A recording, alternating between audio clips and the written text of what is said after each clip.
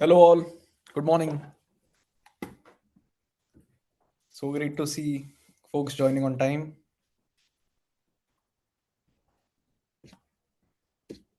Amazing. We'll just wait for a few minutes, but so good to see everyone here.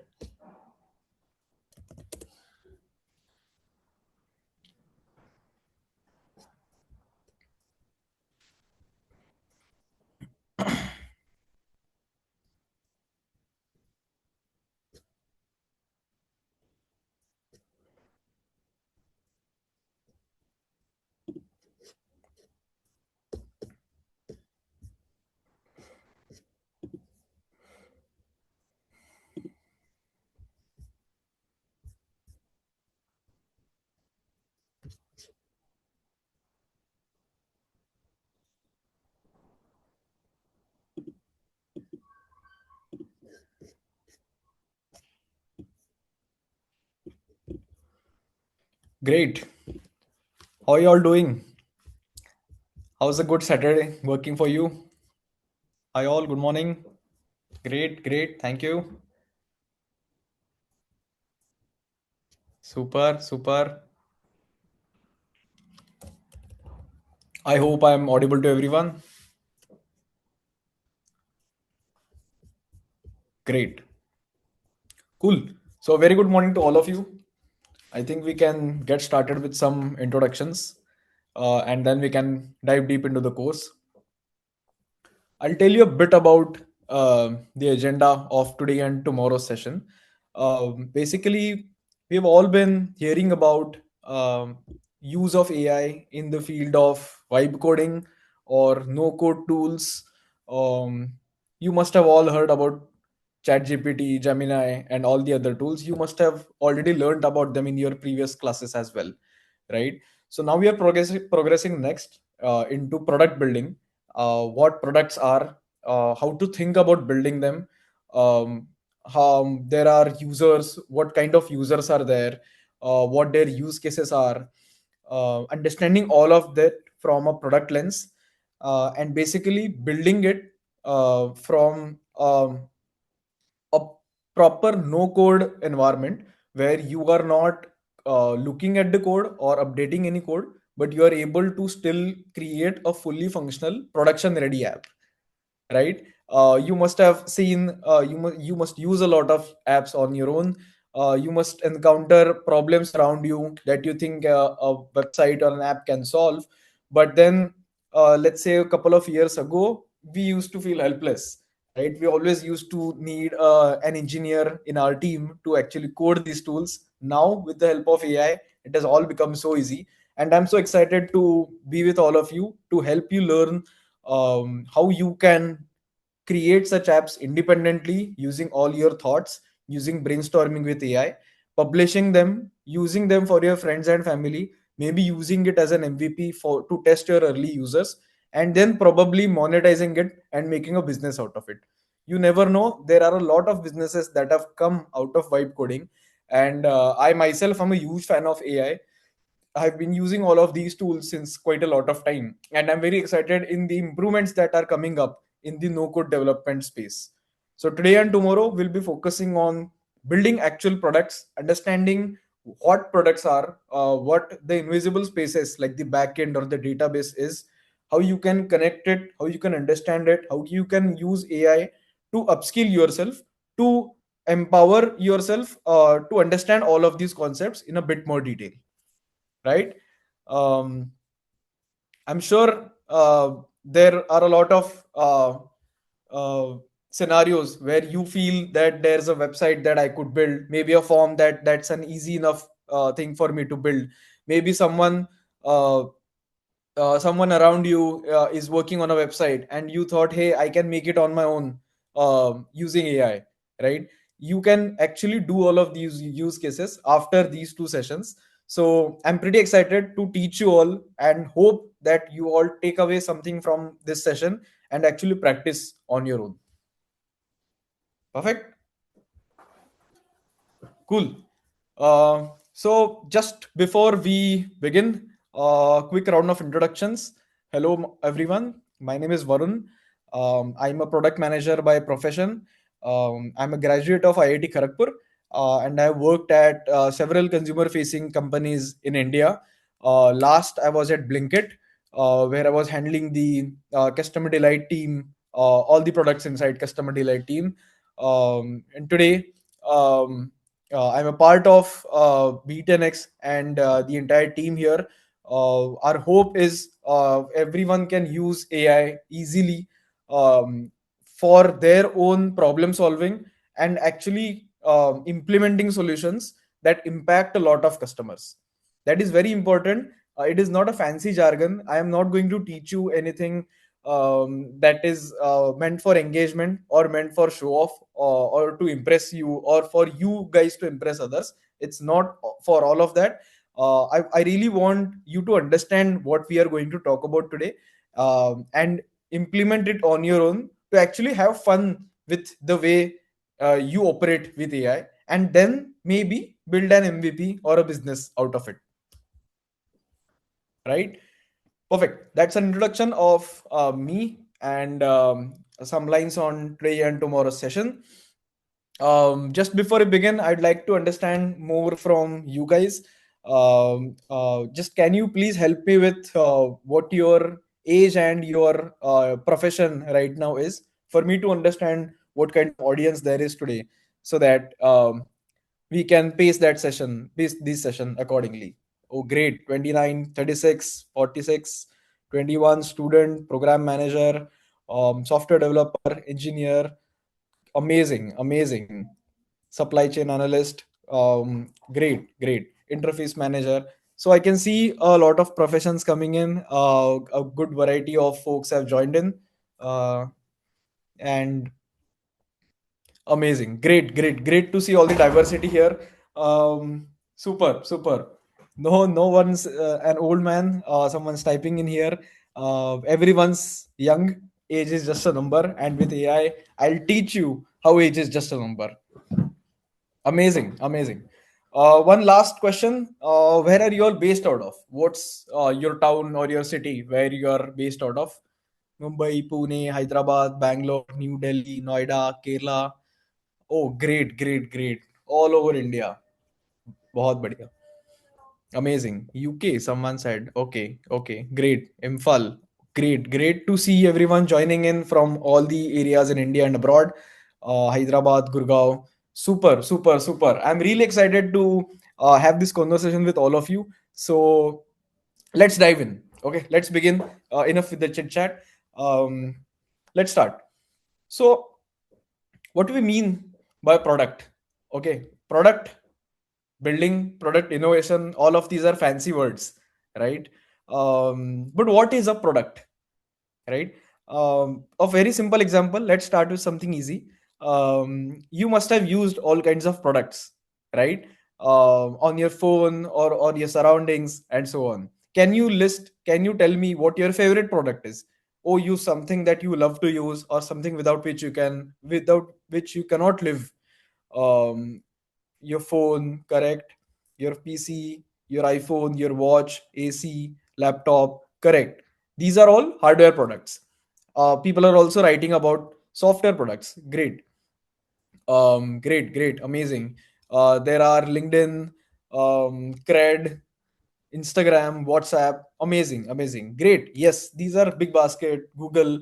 All of these are examples of really good products, right? Now, what are they doing? Why are they so big? Why are they earning so money?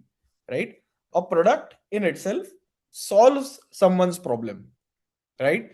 If you solve the problem of one person, that person will be happy, right? But if you solve a problem for, let's say, 1 crore, 10 crore people, then not only they'll be happy to pay you as well, right? So all of these products, Big Basket or Cred or Instagram or WhatsApp, while they all look free, there are users who pay to these apps or businesses, right? Now you might be wondering, hey, Instagram is free. I too use it for free. But no, there are a lot of companies who run their ads on Instagram, um, and so on. So Instagram has its own way of making money. It's up to you how you monetize your app in actually making money. But that is what we will be talking about in today and tomorrow's sessions. What is it that you should focus on when you should decide to monetize your app, and what can you think about making lives easier for your users, which is extremely important for a product to succeed, right? Perfect. So let me just have a quick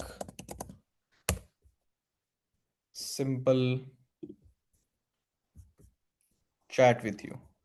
Okay, great, great. Yes, YouTube, Digilock, all of these are really good products. What we're going to talk about today is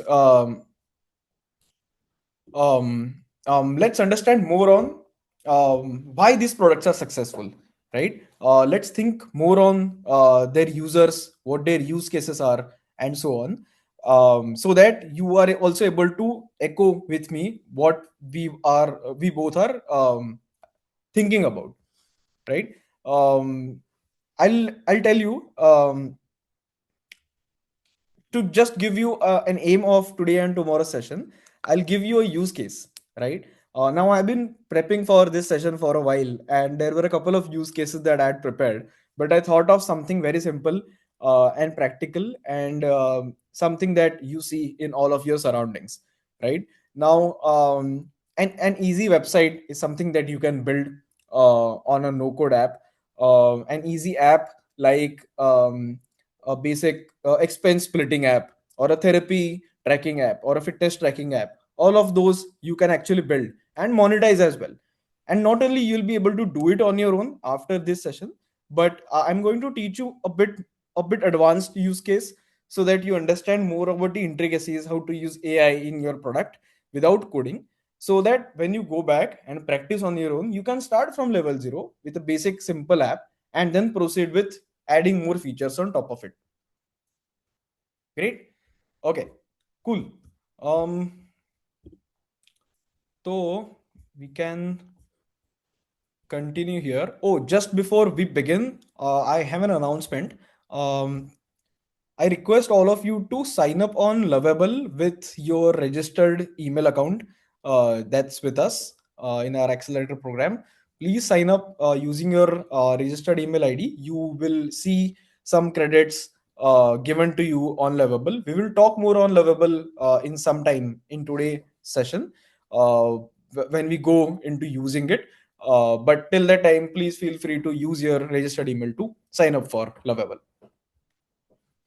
In case you have not received the credits, our team is looking into it. We will give you credits as soon as possible. A lot of people have already received it, but for those who have not, please do not worry. Our team will take care of it. Right? Great. Okay. Cool. So let's start with very simple example.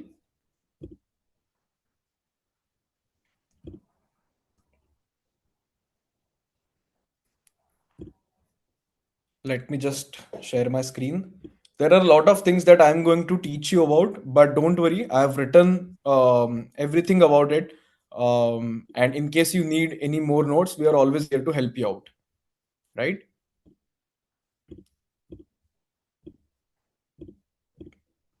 Cool. Okay. Okay. Just sharing my screen. I hope it is visible. Great. Okay. So, what we can do today, let's start on what is a product, right? Product is something that solves a user's problem. Um, who is a user, right? Now, there are a lot of users that can be involved when a product is being talked about. Let's think more on those lines. A very simple, let's take a very simple app, right? Let's take Instagram, right? Who are all of its users? Now, a very simple user is someone like you and me who scroll, look at photos, look at reels, maybe post a few photos on your own, post a few stories, and so on. But that is just one type of user, right? There are other types of users as well, right? There's a creator who actually creates different types of material on Instagram. There are businesses who run their ads and their shops on Instagram, right? Likewise, in any business or in any product, there are a lot of users involved. And whenever you think of creating a solution or a product, you should think about all these users and knowing what their use cases are, what they think they want to get out of these product, and are they getting it as expected, right? I'm sure you must all order food online, let's say from Zomato or Swiggy, right? Just before we dive into AI, can you please help me who all are the users of Zomato? Right, who are the types of users of Zomato? Yes, me, yes, all of you guys are there. Yes, let's talk, let's consider all of us as customers, right? We are customers who order from Zomato to get our food, right? We are one type of users. What are the other types of users? Yes, people have written really correctly here. There are restaurant owners. Yes, these are also users of Zomato. um, Yes, delivery boy. Great, amazing. Yes, delivery boy is another type of user for Zomato. So great.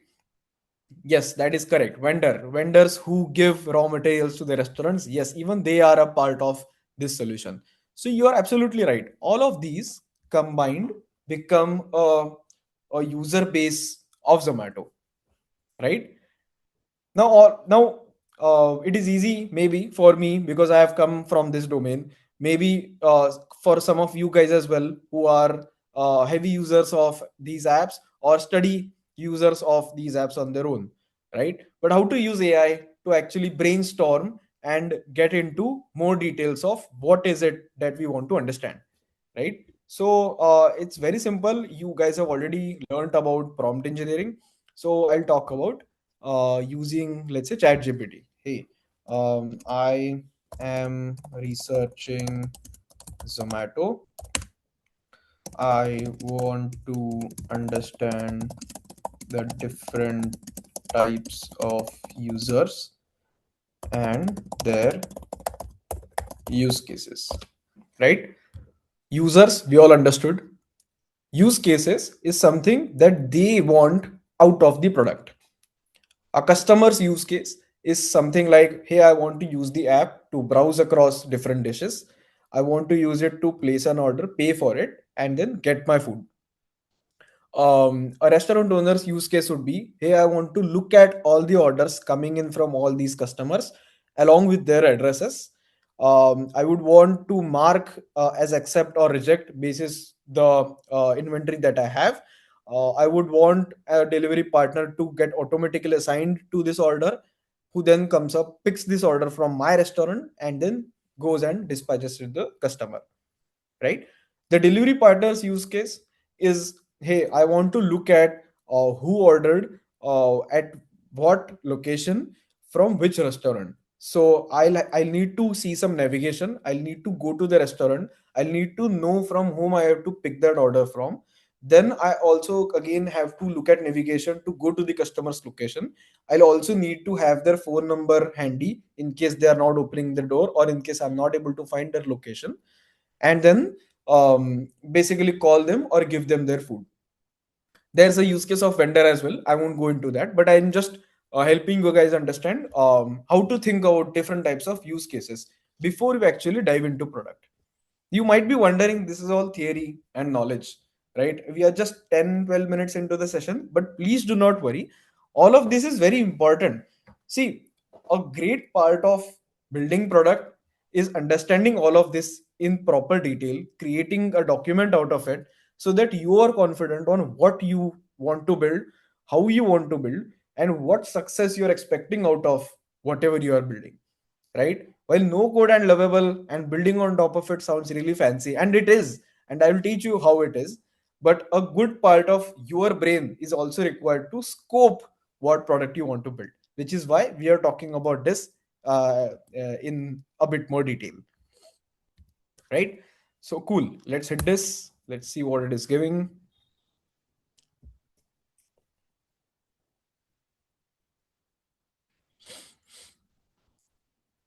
Great. Okay, okay. It has given habitual or power users who are urban professionals, students, couples, they order a lot of times. Their use cases, hey, I don't want to cook, I just want to order. There are late night cravings and so on. What are their key behaviors and so on. This is a good user persona. A user persona is type of group type of user, there where their demographics are similar, their ordering patterns are similar, their use cases and behaviors are also similar, right? So there's one segment called power users, there's one segment called convenience seekers, okay, who are maybe once or twice a week who they order. There are price first hunters. Okay, I see that it has broken the customer base down. Delivery and dining out users, yes, all of these are actually customers. So let's just write this on ChatGPT. All of these are customer segments. While I understand customer segments, I want to understand different types of users in this ecosystem. For example, a restaurant owner is one type of user, right? In case you want to look at these prompts, don't worry, I will paste them, or better yet, I will share this conversation with you.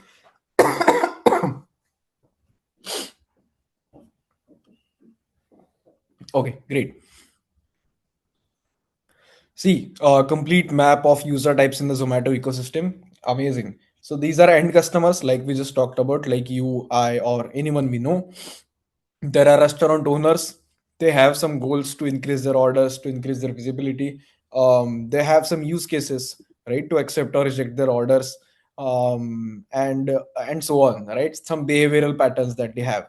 Why I'm showing you all of this? It is very easy to use. I'm using ChatGPT. You can use Claude or Grok as well, or Gemini as well. But it is very easy to use AI to break down a product into exactly what you want to understand, right?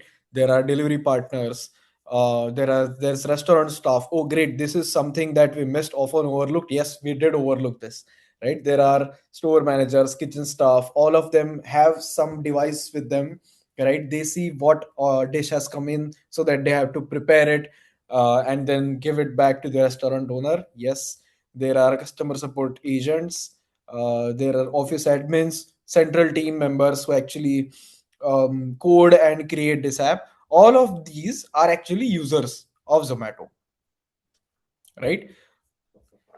Great. Okay. Super. Okay. I'll also share these prompts. Do not worry about them. But I was just giving you a gist of how you can think of users, user personas, their use cases, and so on. Was just giving you an example of how you can look at Zomato, as it is a very understandable company, right? Now, let's do this into a bit more detail, right? We talked about what product is, what users are, and what is needed to actually understand what is it that goes into a product, right? So I was thinking of this use case, and please tell me your feedback on this as well. While Blinkit, Zepto, Instamart, and all of these quick commerce apps have now begun shining, I'm sure there's a good lot of audience who still uses their local neighborhood shops to shop for their grocery items, right? Maybe in some households, someone writes in a big list of items that they want and give it to their shopkeeper, maybe in person, or maybe they send a picture out of it, or maybe someone sends a list on WhatsApp to these shopkeepers, right? Is this something that is relatable to you? Is this something that you have noticed as well, or do all of you guys, or do all of your surrounding guys order from Blinkit or Zomato, right? Yes, yes, yes, we do. Yes, great, great, amazing. Yes, there are areas where these apps also don't deliver, so these shops do come handy. Correct, correct, amazing, correct. So now we'll talk more on this particular use case. Now, how cool would it be to actually create a local app using no code tools? that solves this particular use case outside of Blinkit, Zepto, or Instamart. You can do it independently. I'll show you how you can do it independently. You'll make lives easier of both the customer who is sending these big lists or WhatsApp chats, or the shopkeeper who is looking at scattered information from here and there, and understanding in more detail on what types of orders they are coming. How cool would it be? Please type cool for me to understand that you are actually excited to build this along with me. We will understand everything in very detail. I'll teach you all prompts. I'll teach you everything about Lovable as well. Right? Oh, great, great, great to see the excitement. I'm so happy to see this because I was a bit nervous on whenever I was creating this use cases.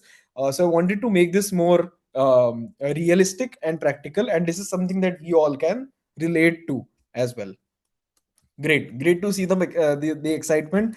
Amazing, amazing. Let's continue here on the same chat. What I will do is I will share this conversation directly with you guys so that you can refer to this exact conversation, the prompts, the responses inside this as well for you to look at later, right? So that I really want you to focus on screen and to focus on what I'm saying. We'll come to more on Lovable. Someone is asking more on Lovable, but we'll come to that a bit later, right? I will continue talking more on what use case we want to solve about. Great. So this is one use case that we want to solve for. Okay. Let's understand this in more detail, right?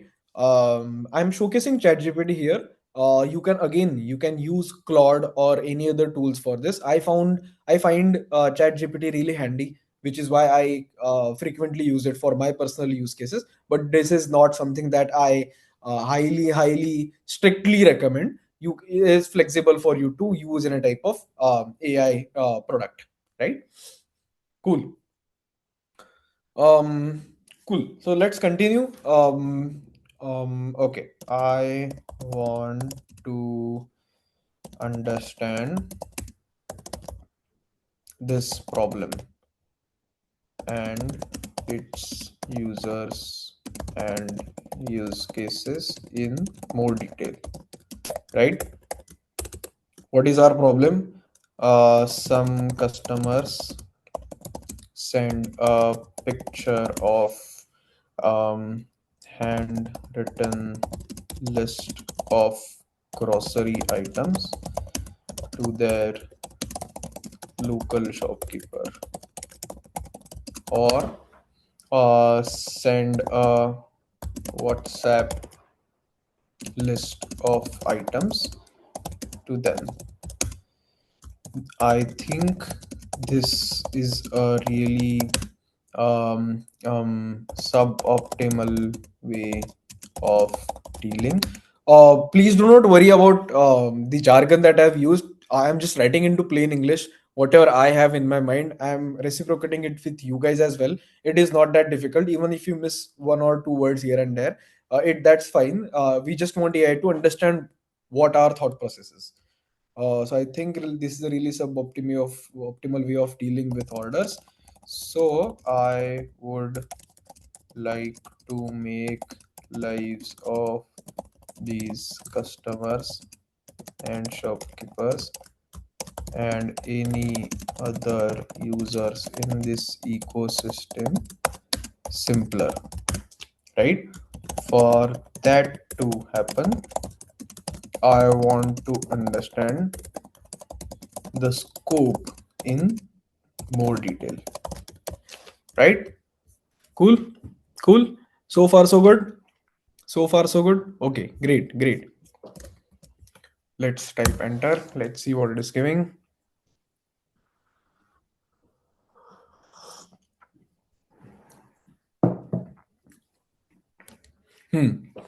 Now, what is the actual problem? See, we have a problem that we have in our mind, but ChatGPT helps us brainstorm and reiterate on top of it so that you actually understand the core problem that you want to solve, which is when you solve it for a lot of users, only then your app can get successful.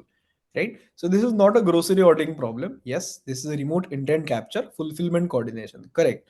So, intent capture of a customer like you and I, WhatsApp and photos, and fulfillment coordination. For a shopkeeper, there's a scattered information coming from WhatsApp, some from a handwritten list, and so on. It's a very difficult thing for them to manage, right? Core user types in this ecosystem and customers, which are us, the buyers. Yes, these are household buyers. These are elderly folks. Yes, that's correct. Someone who can't or have difficulties using these new age quick commerce apps, right? There are busy professionals who maybe have faith in their neighborhood shop and their grocery items and would want to keep purchasing from them. Maybe they like their price point as well, right? And then small business buyers and so on, right? They want minimal effort, right? They have one familiar brand, say they already know this shop. They want the trust on substitutions. Very, very important. We want to understand this all edge cases and cases that happen here as well. Now, not all orders would be very simple, right? If I just say give me 5 kg aloo and 5 kg tomatoes and 10 kg of something else, right? But let's say something is not there, or let's say I also ask for a 10 piece pack of eggs for with my shopkeeper, but they don't have this. Maybe they have a pack of five, they have a lot of pack of fives. So to substitute that with two pack of fives is something that the shopkeeper puts in. Maybe a detergent is not there, so substituting that with another brand ka detergent, that is some intelligence that shopkeeper adds. So all of these are not problems for the shopkeeper, but these are friction points for the shopkeeper. If we solve one after the other, all of them for the shopkeeper, that would be a really happy place for the shopkeeper to be in. And maybe they'll be so happy with your product or app that they'll start paying for it, of course assuming that you maintain it for them and all these customers that coming in, but you'll definitely earn good amount of money on it, right? Great, great. I'm just looking at some comments as well while I am teaching. Yes, intelligent inventory is one good one good um, thing that we can add into our roadmap. Some customers write in regional language. That's again a correct way of looking at all the cases that we want to analyze. Yes, vernacular or regional language support is also something that we would want to build. Okay, cool, cool. Send photo of handwritten list, send WhatsApp, accept substitutions verbally. Yes. All of these are their pain points, right? Ki some items are missed or misunderstood. Ki, I'm not able to understand what this customer has written. Or there's no, maybe there's no order quantity written, right? Someone just writes detergent, surf detergent. Hey, what quantity of surf detergent? There's a 500 gram one, there's a 1 kg one, there's a 5 kg one. Which one do I send? Right? Do I call the customer and ask them, or is it there an easy way? And so on, right? The shopkeeper, types of shopkeepers, what their goals are. I'm going into I'm going into this a bit faster because I'll share this with all of you as well. Right now, I want you to understand the exact users for which we are solving, but you can again go into this in more detail after our class as well when you actually do your practice sessions. Cool. Okay. Yeah, so shopkeepers goals are, hey, I want to retain these customers. Hey, I don't want them to go to a Zepto or a Blinkit.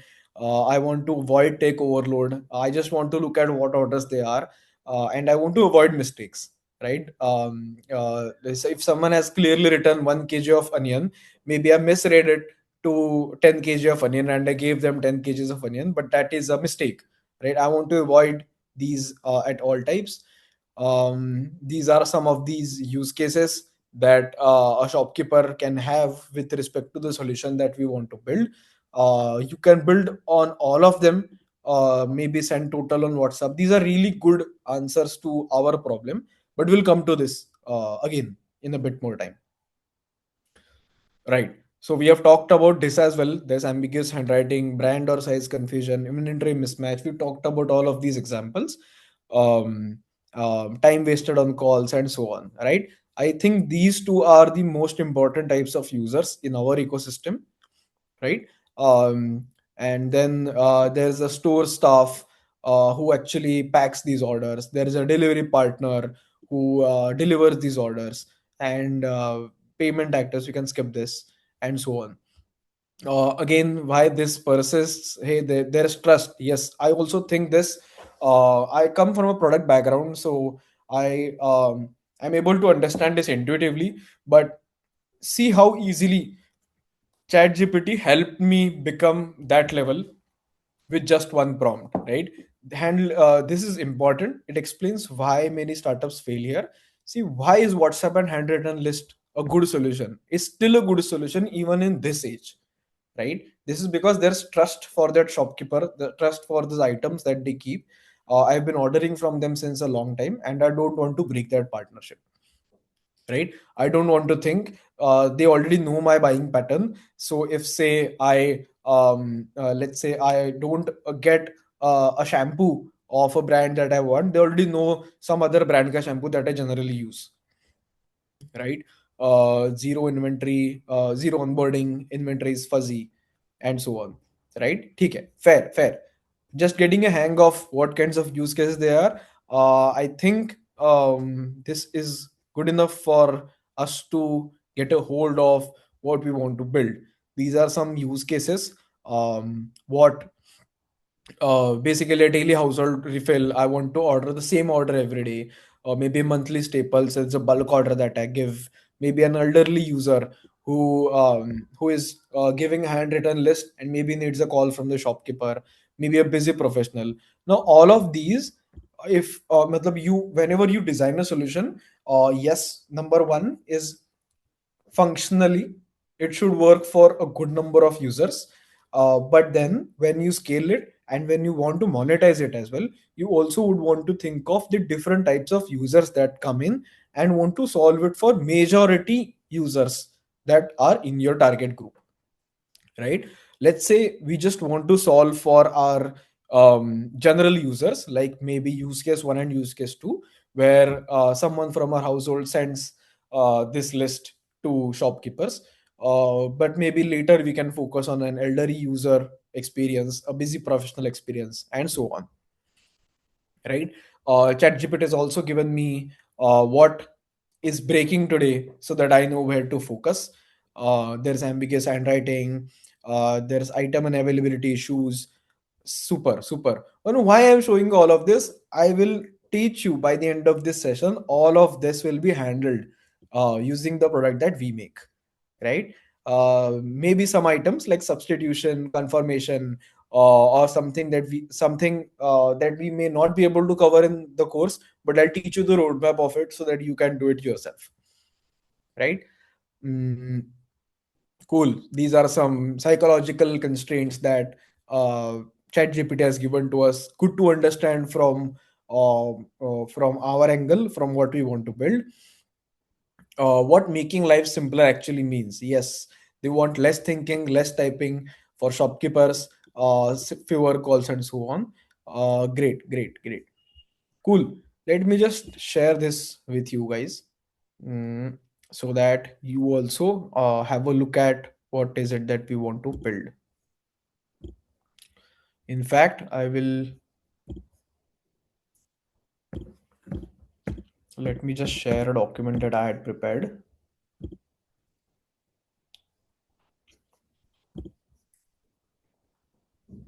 Just a second. I am just opening this document.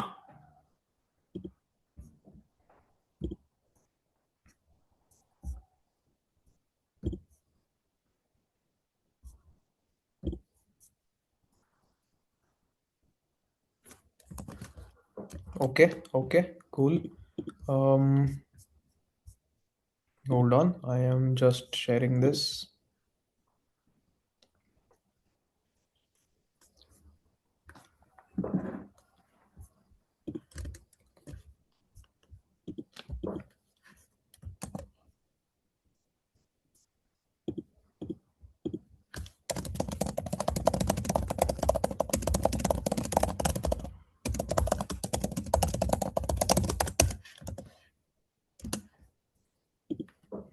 So there's a document that I'm just actually showing it to you here. We'll cover topics on all of this, right? Um, but just for everyone, let me just share it here.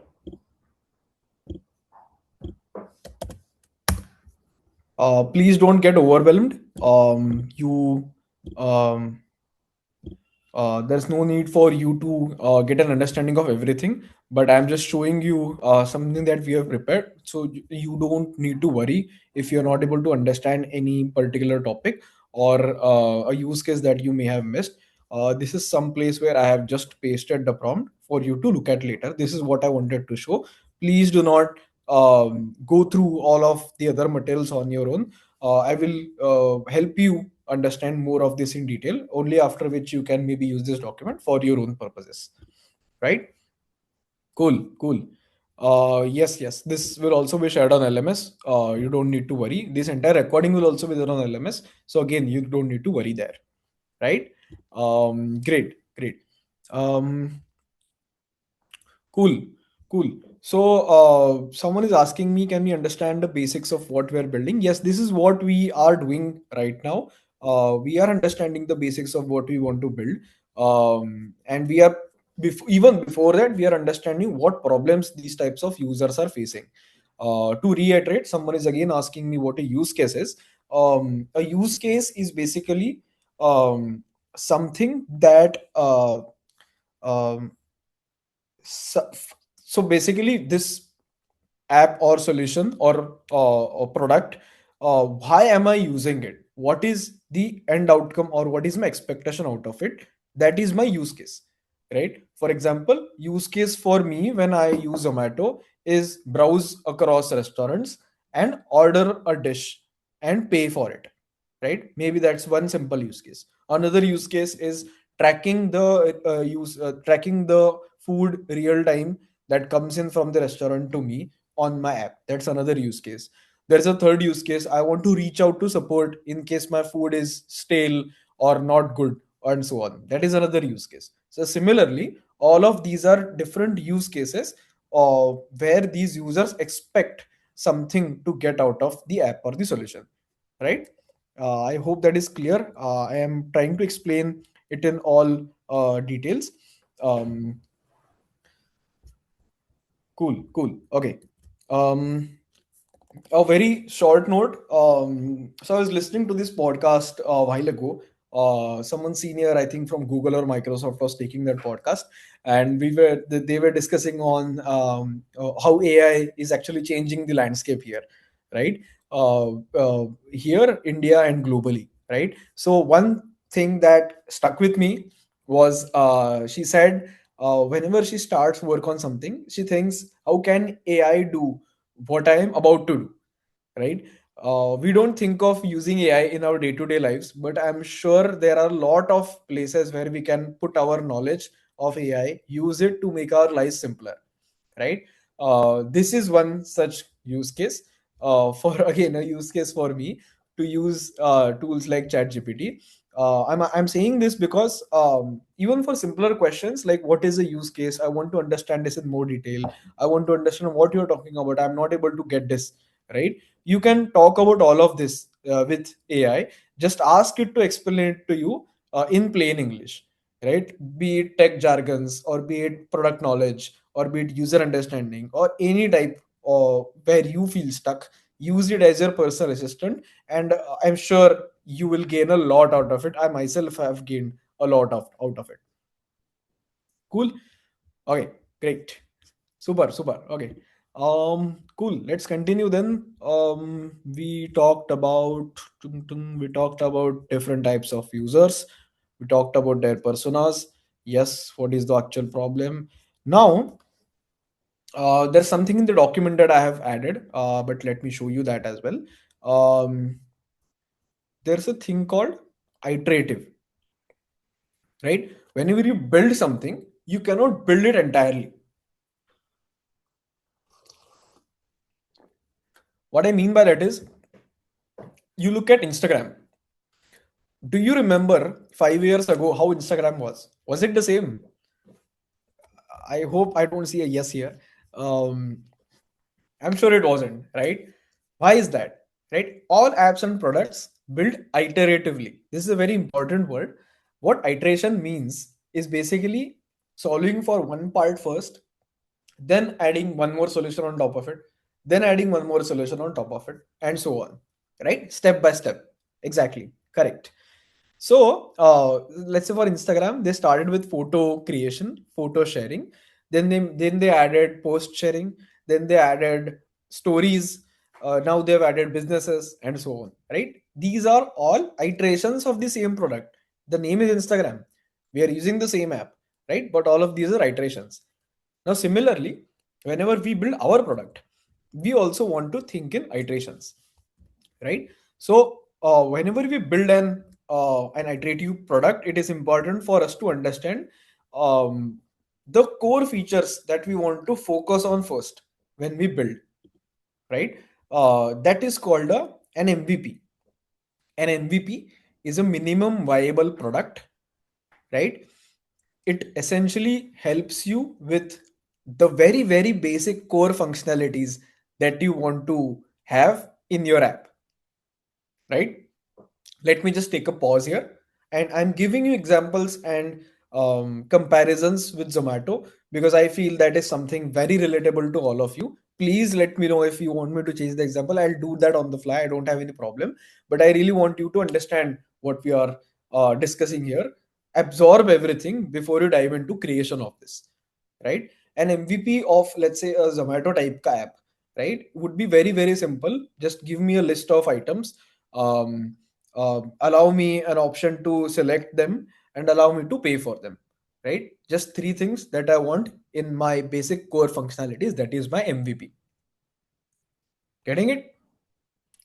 Cool. So likewise, for an MVP, we want to understand what features we want to start off with, right? Um, I was talking about an iterative way of product development. So what we can think of there is, let's say there are hundreds of features that we want to build in our product, right? We want WhatsApp scanning, we want image scanning, we want shopkeeper to maybe substitute an item with something else and then mark it on their dashboard so that it is visible to the customer as well, and so on, right? That's called a roadmap of features, right? We'll have to understand what features we are targeting in MVP, then what features we want to target in maybe the next version, the next version, the next version, and so on. Gist of that I have put into the doc as well, where I have tried to version our apps, where let's say uh, very um, a very simple case that I have taken here. A customer app would be something like just give a form input, show the list of items, and allow them to submit. Right? A version one can be an image input where an image is sent by the customer. AI analyzes it and then creates a list out of it and then submits it. I think this would be really cool to show to you guys. And then there are a few technical areas like payments, refunds, authorization, security, and so on, where we can come to. I'll teach you how you can do all of this on Lovable. Great, great.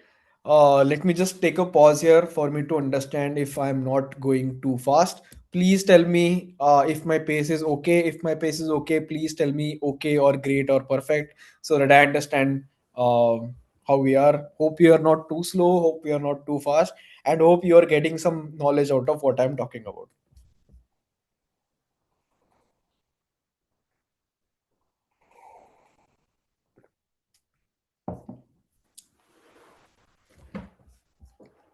Cool.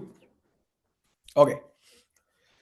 Great, great, great. Amazing. Amazing to see all the excitement here. So it is very important for us trainers as well to look at the happiness, enthusiasm, and excitement here, um, for us to create even more better content for you guys. Right? I want creation of content is something that I've been doing since the last couple of months. And what I've noticed is if you actually give value to someone who is actually building it, that's a success for me. Cool. Okay. We'll continue. We'll maybe take a short break in 10-15 minutes. So please bear with me till then. Okay. Cool. Okay. So let's continue here. We talked about um, what types of users we want to focus on, what their use cases are, what their pain points are, and so on. Right. Now you may say, hey, all of this you're doing on ChatGPT, you're chatting it with it. What is there something that I can share with my maybe team or my tech team or my leadership for them to understand more on what we are trying to build, what their objective is, and so on. This document, there's one document that is created whenever a product is being built that is called a PRD, right? A PRD is a product requirement document that lists the objective that you have in mind, the problem statement that you want to solve for, the users who you want to target, the approach that you want to take, what basic features that you want to add in your product, and maybe some success metric. It is very important to define success metric of a product as well, so that when you actually create it and share it with your users, you understand whether your app was successful or was it not that successful, right? All of that is a part of a PRD. So let's continue in the same chat. Thank you. We have understood on the use cases and user personas of both customers and shopkeepers. Now we want to prioritize features for our MVP, right? And create a PRD out of it. Cool. Very simple prompt. Written it in very simple things as well. Um, okay, great.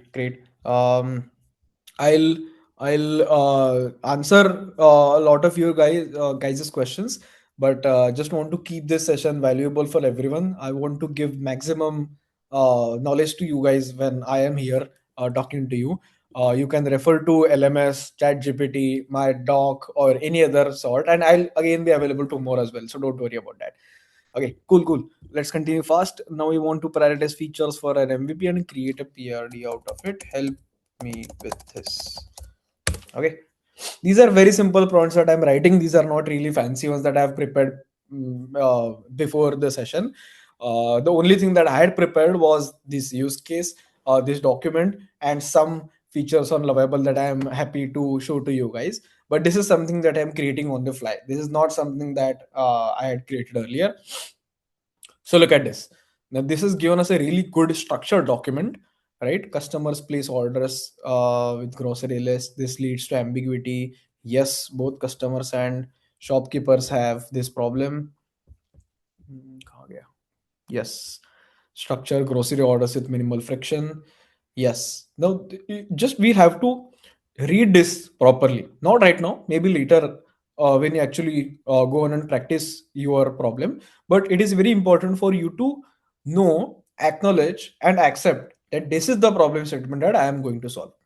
The goal of the MVP is to structure grocery orders with minimal friction, right?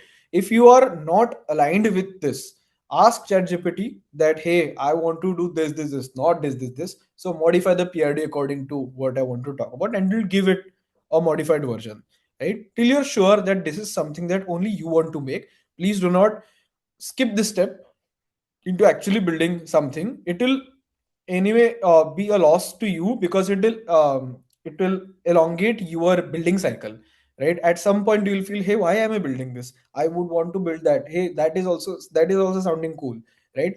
For you to not be confused at that point of time, it is important for you to invest your time and your efforts in this part of scoping, right? um, Okay, cool. Problem statement, MVP scope, enable customers to send clear grocery orders. Correct. Yes, these are our target users.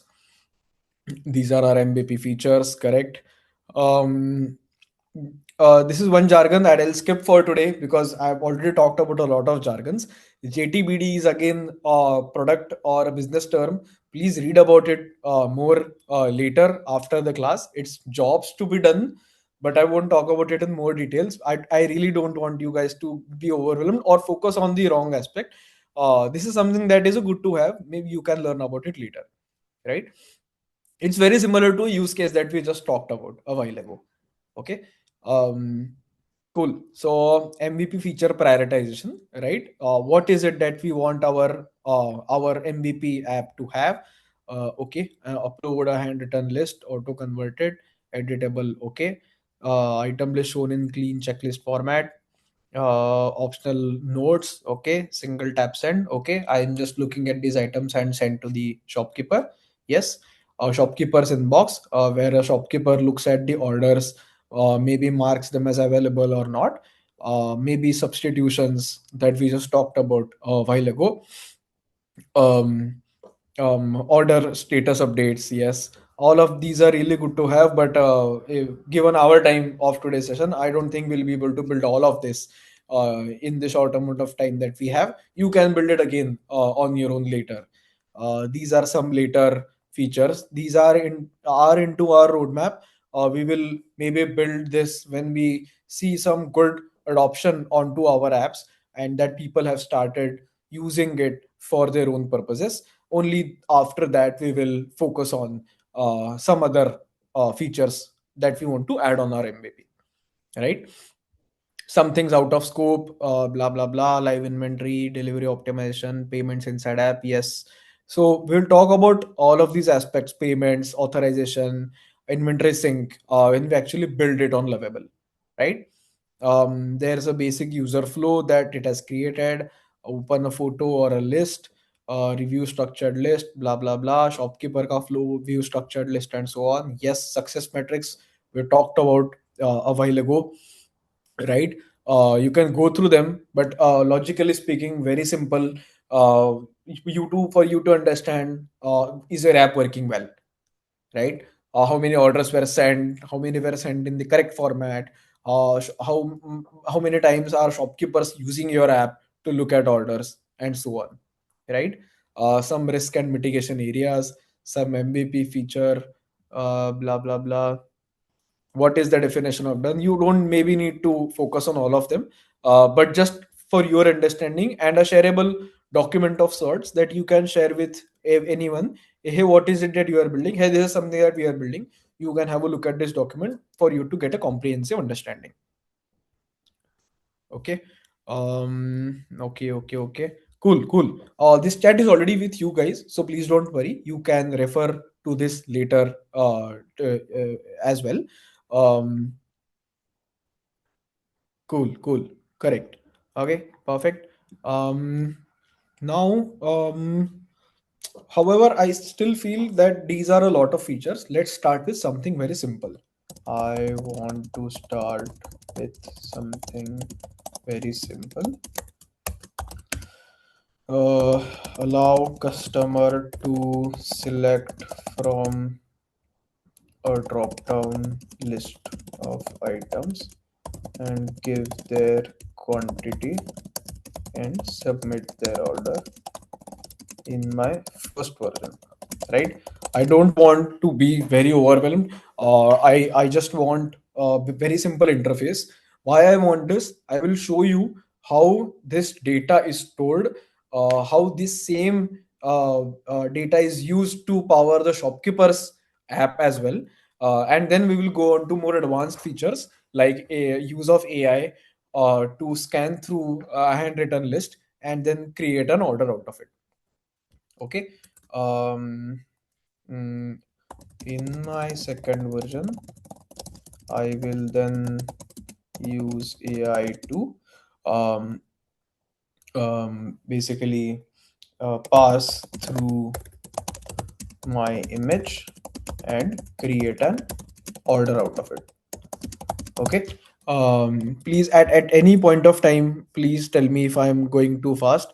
I can already see some comments here, but these are some questions. We will come to that later, right? Okay, cool. Okay. I have shared this chat in the document. The document link I have shared with all of you guys. You can refer it to it anytime, right? Right now, just please have a look at what I'm trying to teach you here. Okay. Uh, cool. Now this is what I have created. Now update the PRD to include this.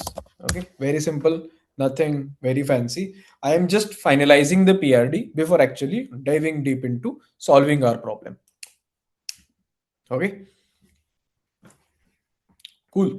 Um, so this is something that it has created. You can look at it later. Let me just do one thing. Let me just copy this and paste it in the same document at the very end so that it is also visible to you guys. Okay, I've pasted it here at the end. You can have a look at it later, or you can also look at the chat here. Cool. Where are we right now? Then we decided on the use case. We understood the problem. We understood what user use cases there are of all these types of users. What pain points they have. What is the pain that they are facing, and how our app or product can solve it for them. And now we have created a PRD that we can then use for our uses or share it with anyone that we want for us to get a detailed understanding on what the problem, the objective, the success is something that we are looking at, right? The next step now, and the exciting step again, I think for a lot of you guys, is to actually build this, right?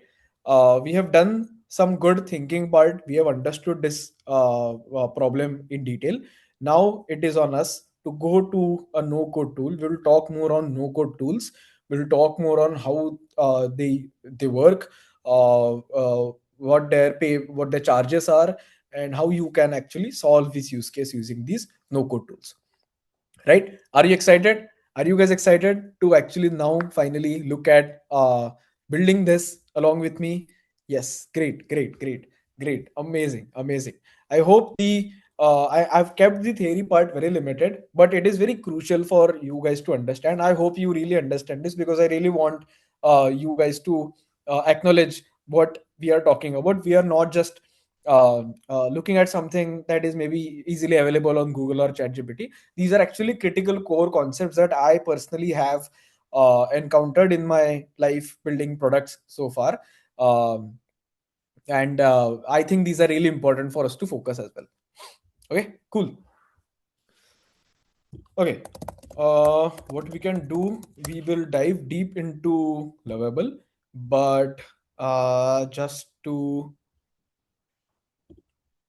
एक minute, let me just speak with my team. Okay,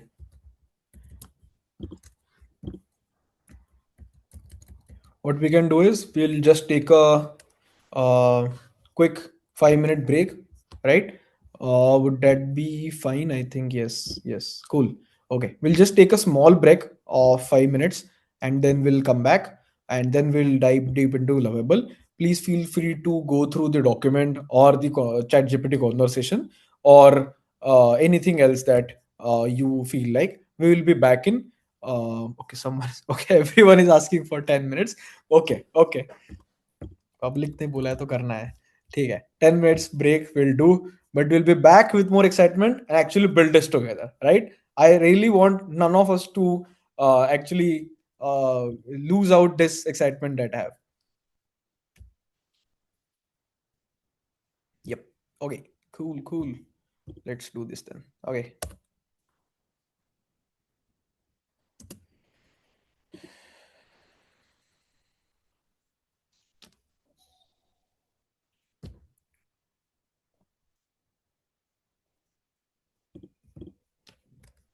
गड़बड़ हो गई कुछ. हम्म, ठीक है, started now. We'll be back in 10 minutes.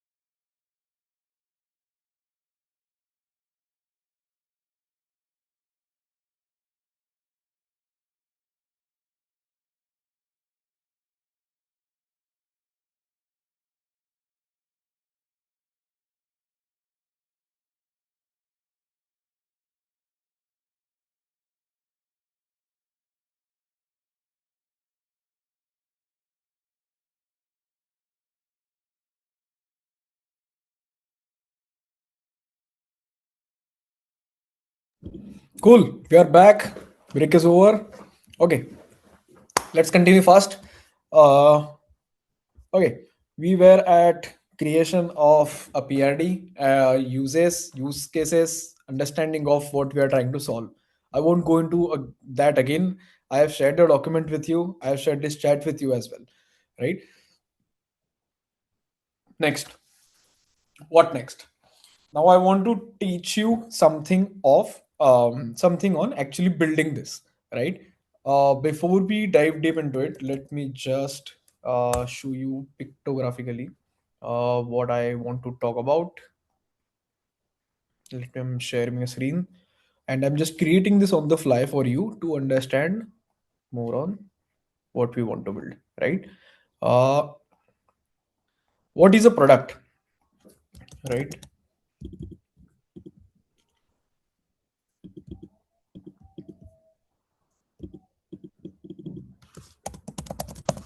Right, what is a product? A product is, or an app or a website is basically more or less three things, right? um, it's a front end,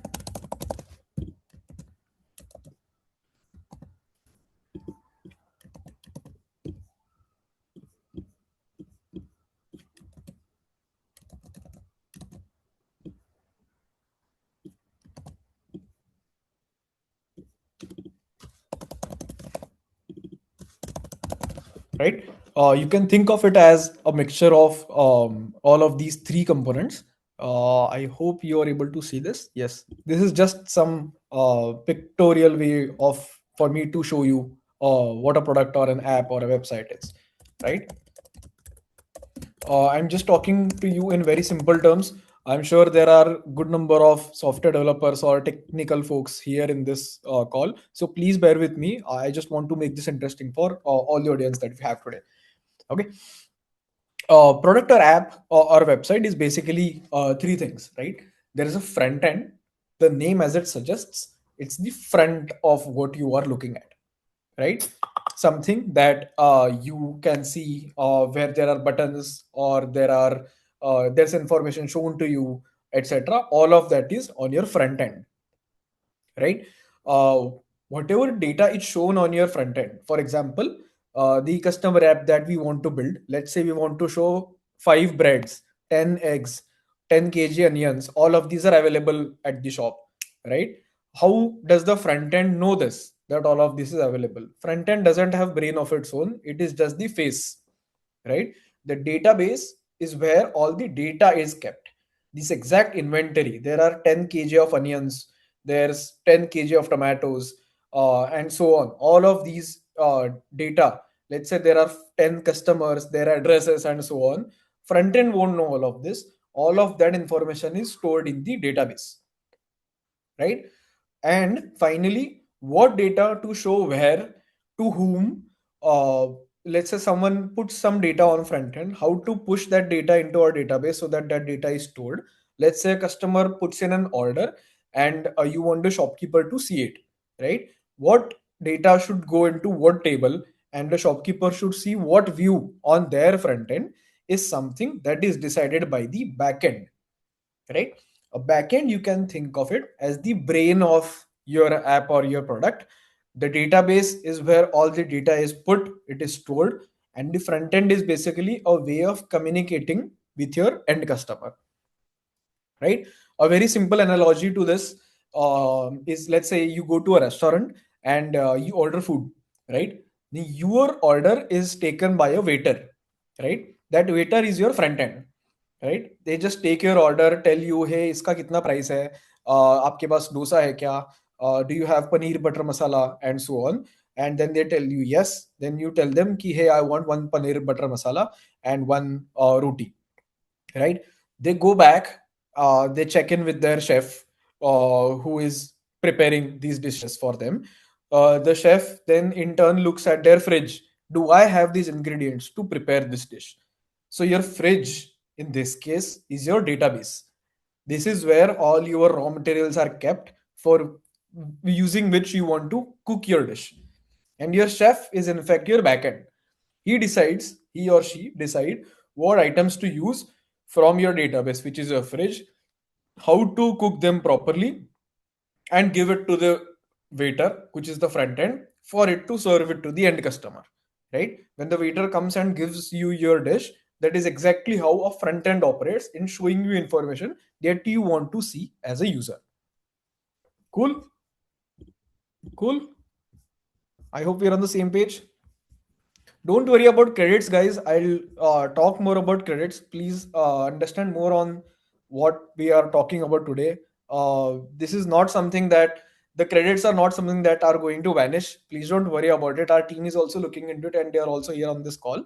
They will look into credits in case you don't have. Okay, don't worry about it. These are pretty small issues. Please understand what I'm trying to teach here. Right? Okay. Now, summarizing this again, front end is the face, database is where your data is kept, and back end is your brain. How to operate this data, how to show it to the front end, how to put your data properly into your database, and so on. That's the brain of your product. Okay. Now we'll come to database and backend in a bit. Yeah, there are features available on Lovable which allow us to connect to a database and backend without coding, which is the exciting part actually. But we will come to those technical areas a bit later. Let's talk a bit more on the front end. Now, what's a front end? Front end is basically whatever you guys see on your screens, right? Um, we talked about a lot of products and tools today, right? We talked about WhatsApp, Instagram, Zomato, Swiggy, and so on. These interfaces are really cool for us to use, which is why we keep going back to them, right? So, front end of a product or an app needs to be really good and functioning well for users to engage with the product, feel good with the product, and actually use it for their purposes. Cool. So we'll talk a bit more on the front end part, and then we'll go on to the database and backend parts. Okay. Cool. Okay. So talking more on the front end, let me just jump back into the chat GPT chat that we were talking about. Okay. Um, cool. So there are these features. There's a list of features. There's a PID as well that I have attached in the document.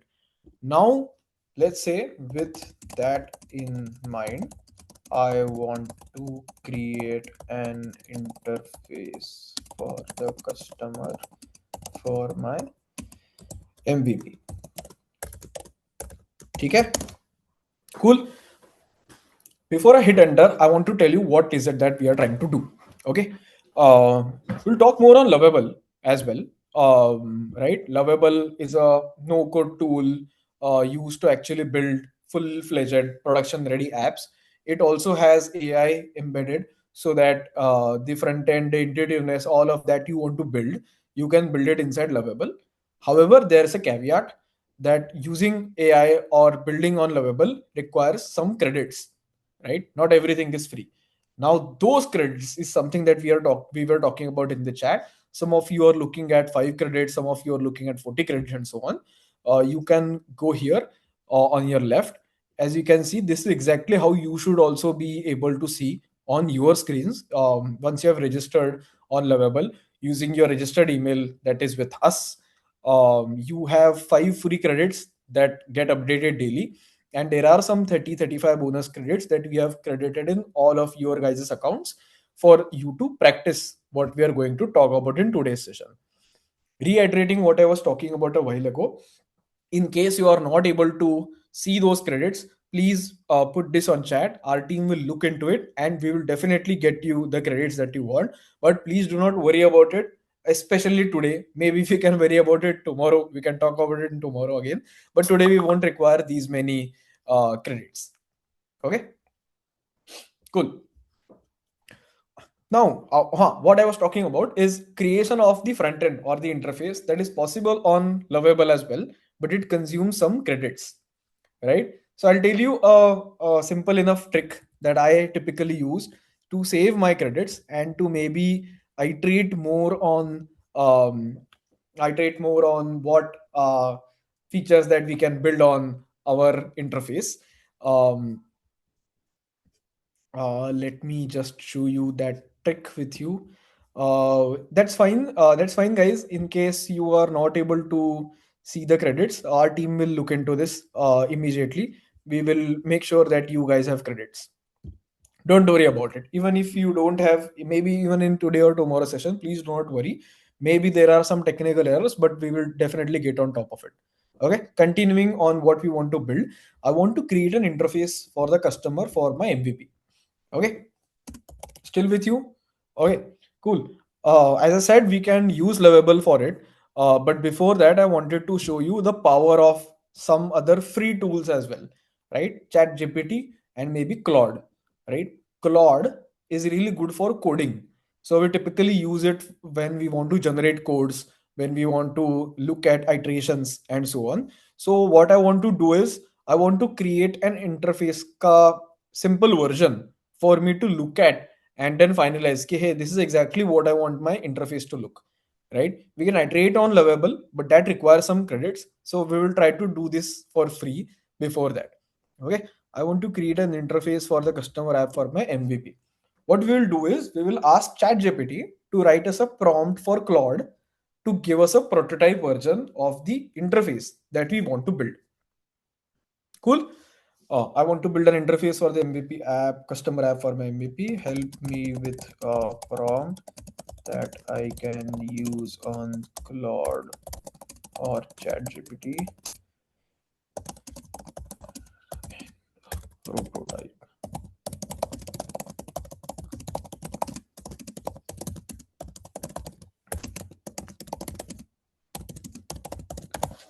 Okay, really simple prompts. You can look at them later as well.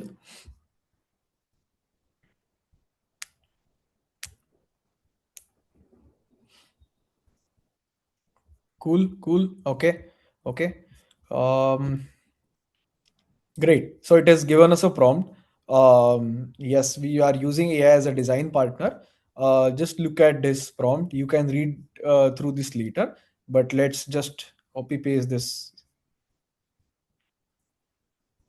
So basically, what this explains is how we want AI to work, what problem they are solving, what constraints there are, what the flow is that we are thinking about. We want a mobile first, one hand usage. Some all this intelligence has been added by GPT itself.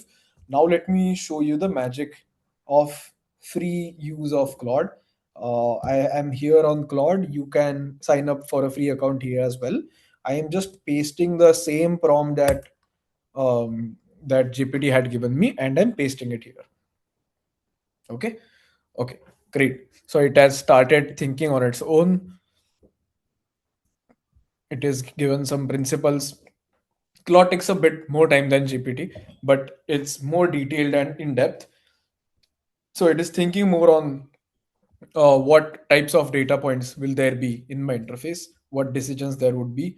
Um, I can share you this Claude chat as well with you guys so that I'll share this in the same doc so that you guys can refer to it as well.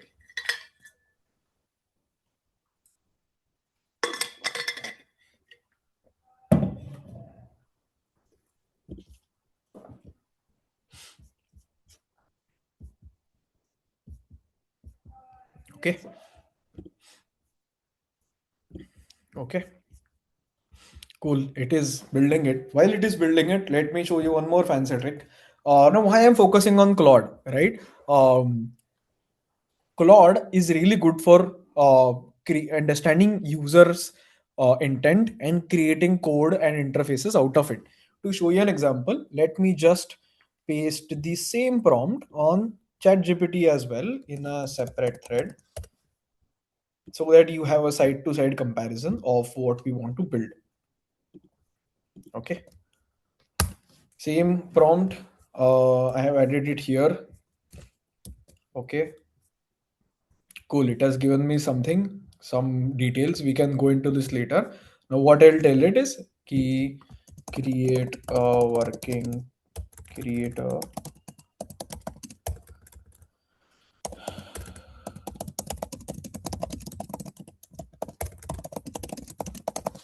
yeah, create a prototype of this interface for me here.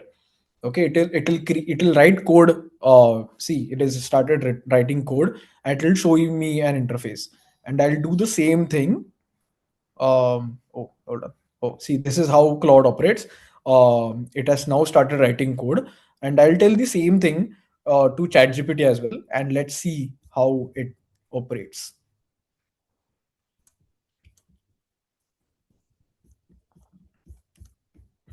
Cool. So this is ChatGPT. It has also given me some thoughts on its own. I'll just quickly ask it. Create a working. Okay. Create a working prototype for me here. Let's see um, what Claude is going, or what hmm, it's working on it. ChatGPT is writing some code. Um, and now Claude has also written it. Okay, okay, cool. So far, so good. This is close to what we want. It is asking me what I want, but it is giving me everything in Hindi. And someone rightly said this on chat as well.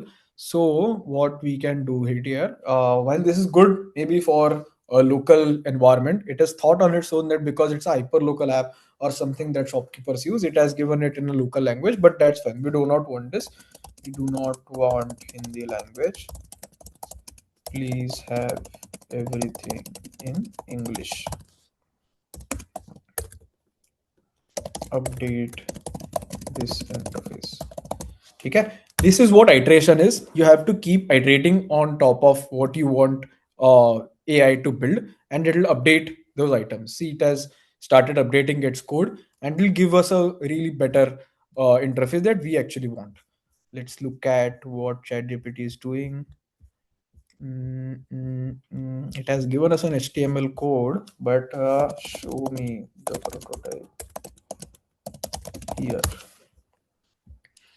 It'll also write code on its own, but so basically, Lovable or these other tools that we talked about, right? A couple of tools you guys already know. There's Bolt, there's Replit, there's V0, and so on. All of them, majority of them, actually use Claude in their backend to actually use AI and code. Right, all of them use Claude. It is there in all of their official documentations as well. So that's not a private information, and they also use it because Claude is meant for such types of use cases. ChatGPT is more suited for general purpose use cases, is what I feel, and is what the general consensus is. Again, but it is up to each person's usage. They can do it on their own. um, Claude is taking some time. Cool, cool, cool. Okay, that will give us some interface that we actually want.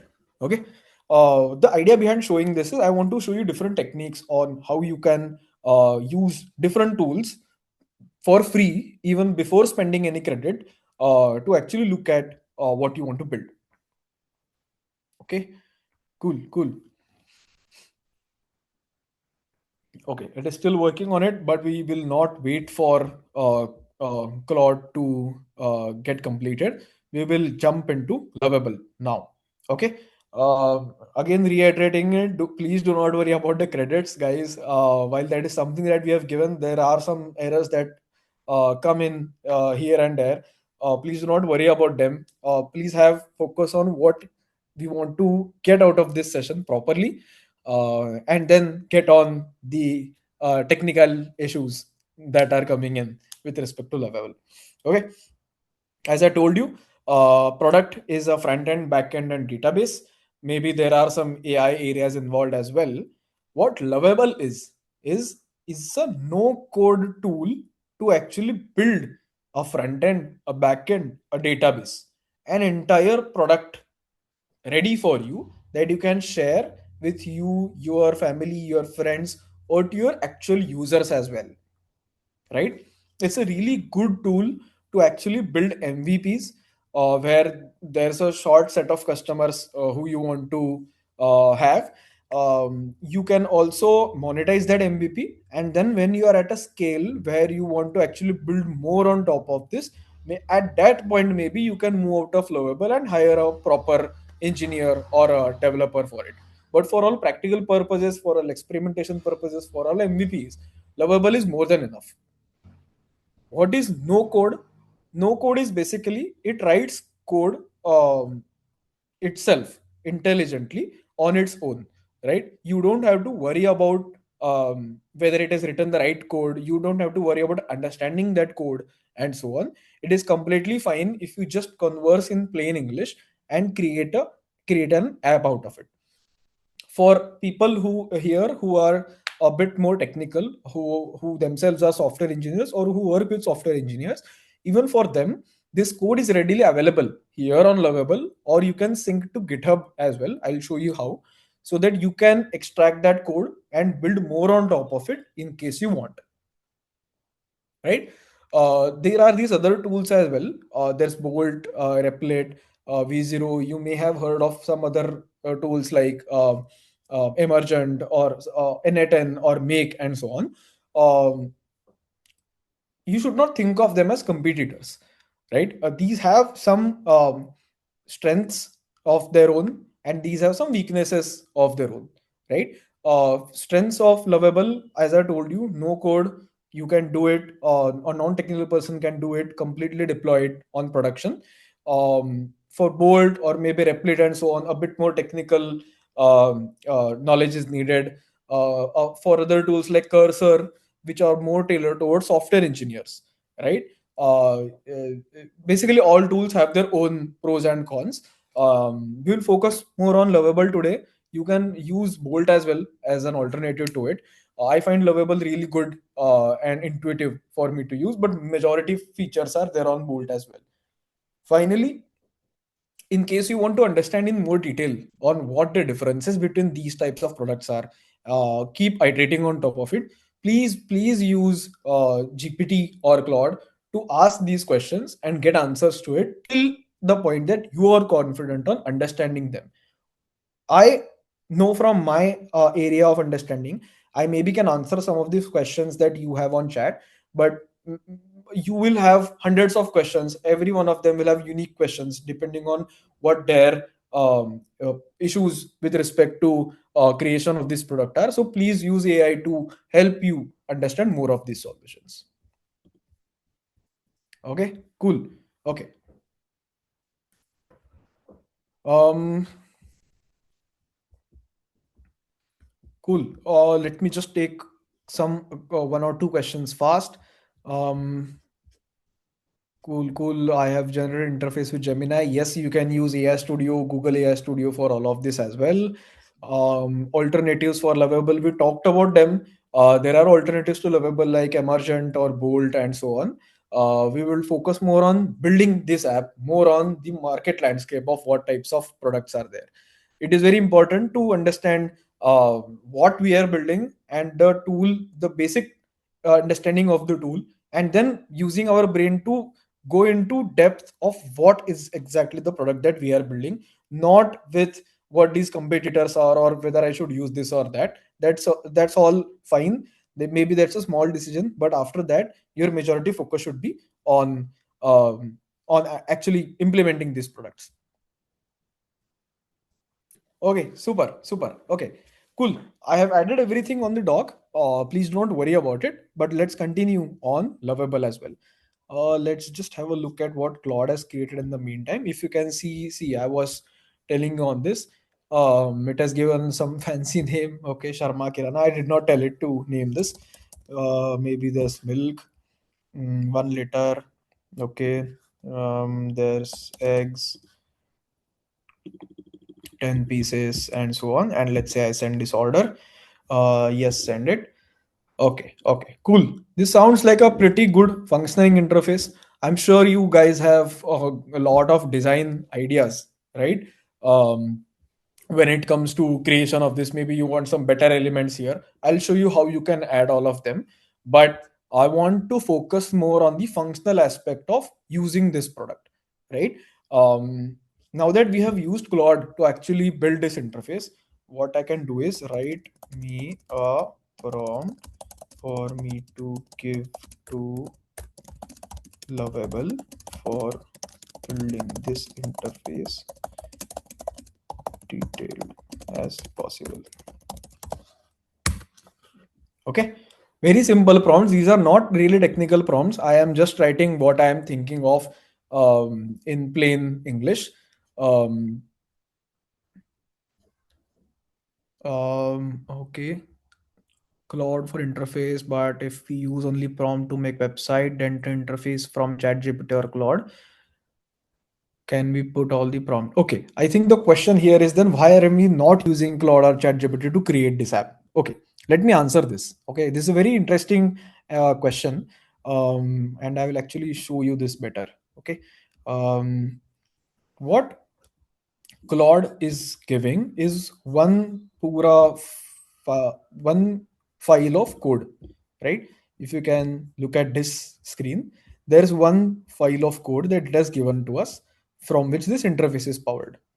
Okay, but in reality, it doesn't work like this, right? There are lots of files, there are folders inside those files, with how your front end operates. There is a database, there is a backend, there's someone hosting this database, then someone will have to help you deploy this app, make it live for your users and your customers and so on. Basically all of this environment is what is needed to build this app. This environment does not exist on Claude or ChatGPT as they are not meant for it. Whereas Lovable or other tools like Lovable, Emergent, Bolt, etc., have these environments in place, which is why we have to use these apps without looking at the code to actually build complete app, not just the interface. What I was trying to show you here on Claude or ChatGPT is one way where you can keep hitting on your interface till you are at a point ki, hey, this is good enough for me. Cool. Okay. I hope that answers the question. Okay. Let's continue. I was talking to you on.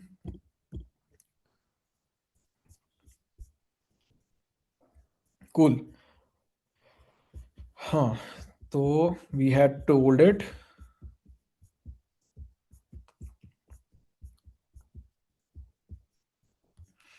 So this is one prompt that it has given. Okay, that's quite a big prompt, but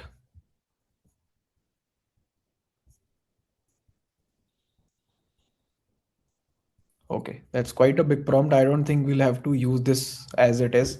Shorten this for me. Just give me the prompt for user interface and user experience, right? No need for data structures. Why I'm saying this, I'll teach you on data structures in a bit more time, right? Um,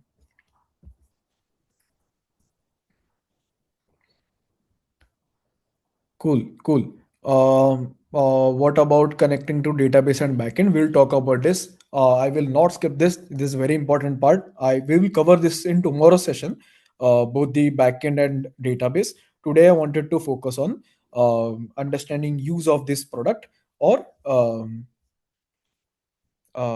interface. Okay, cool, cool. Okay, great, great, super. Okay, so far so good. Okay, it has given us a better prompt. Now let's try pasting this properly.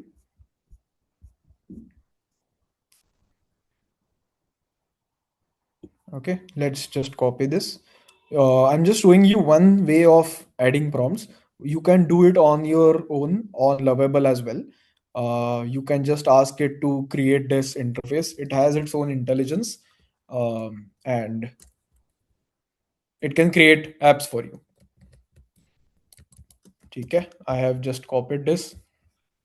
I went on Lovable. As I was telling you a while ago, a few seconds ago, here you can write your own prompt. Create an interface of a customer app, customer facing grocery ordering app. But here you'll have to explain to it in more details what is it that you're expecting, etc. Which is why we have gotten that prompt created from Claude. Let's just paste it here directly and let's see what Claude is doing. Sorry, what Lovable is doing. I hope you are able to see my screen. Don't worry about credits. We'll talk more on credits. We'll talk more on different features that we have. Um, Oh, oh, great. See, this is how you can earn credits as well. I did not know about this, but okay. See, I got 5 free credits. Amazing. Great. Okay. Now, Claude, sorry, Lovable has started working on its own. Um, it has started creating this interface.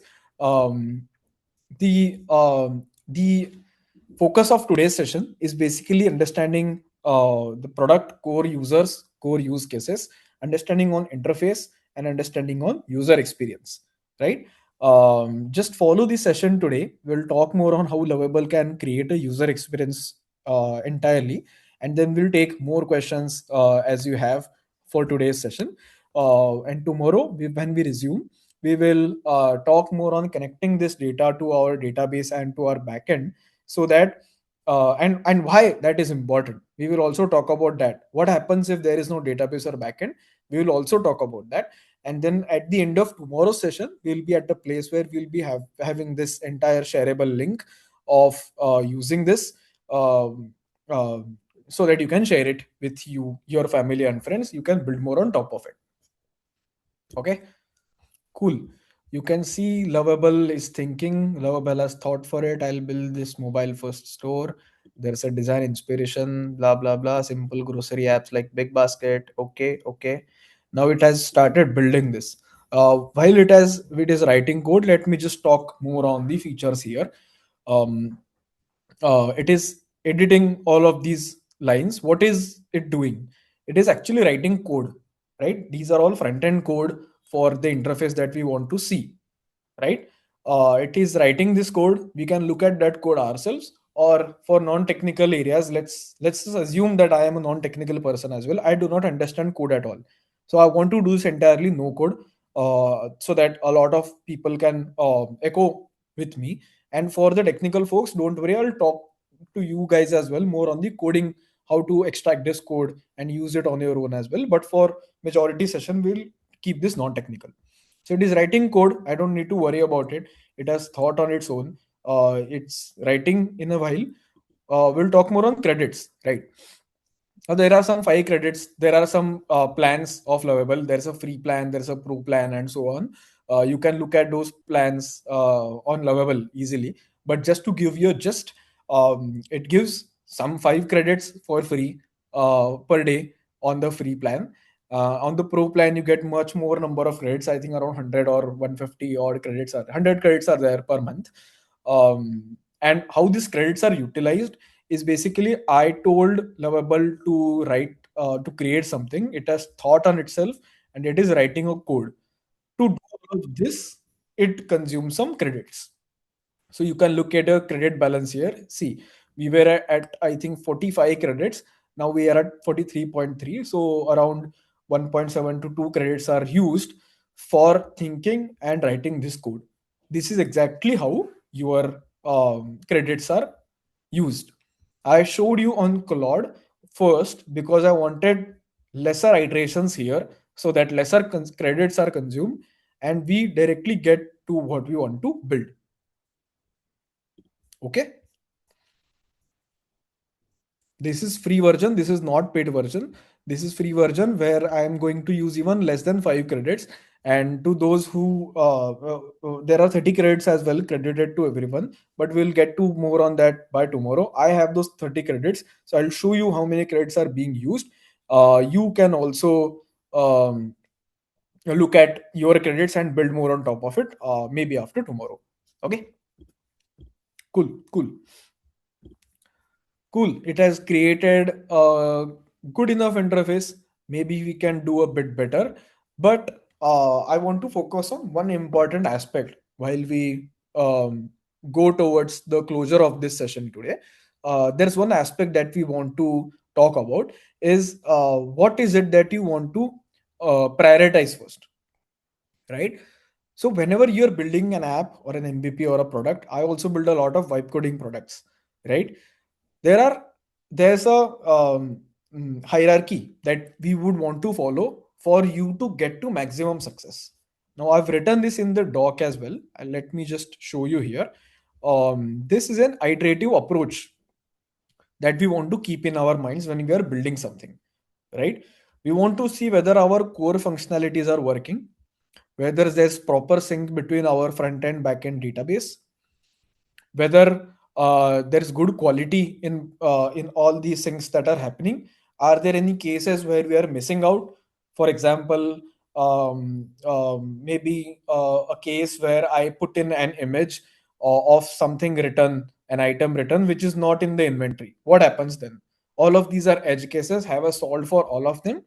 And finally, when our core working is done, then we will come back to design improvements, where we will think more on what best user experience we can have. We have some animations there, etc.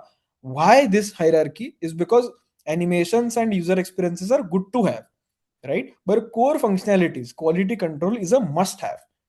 A must have is something without which the app would be useless for the end user, right? The design improvements or the animations and so on, one can live without them if they're able to just submit their orders, right? Which is why it comes last. It is important for you to keep your app appealing and engaging, but that comes after your core functionalities are sorted. And we'll talk more on better design improvements in tomorrow's class as well.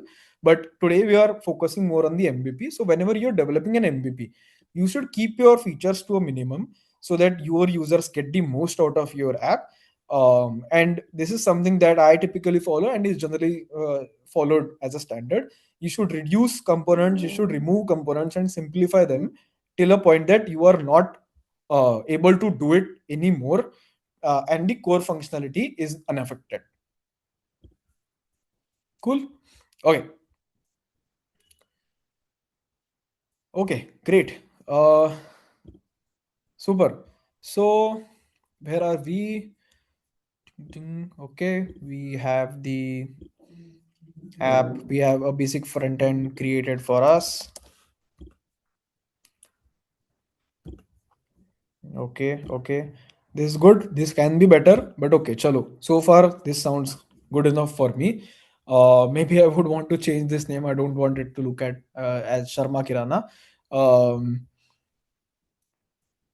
Chalo, we have some time on us. I'll take 10 minutes just to show you some good enough design improvements here, and then we'll take questions.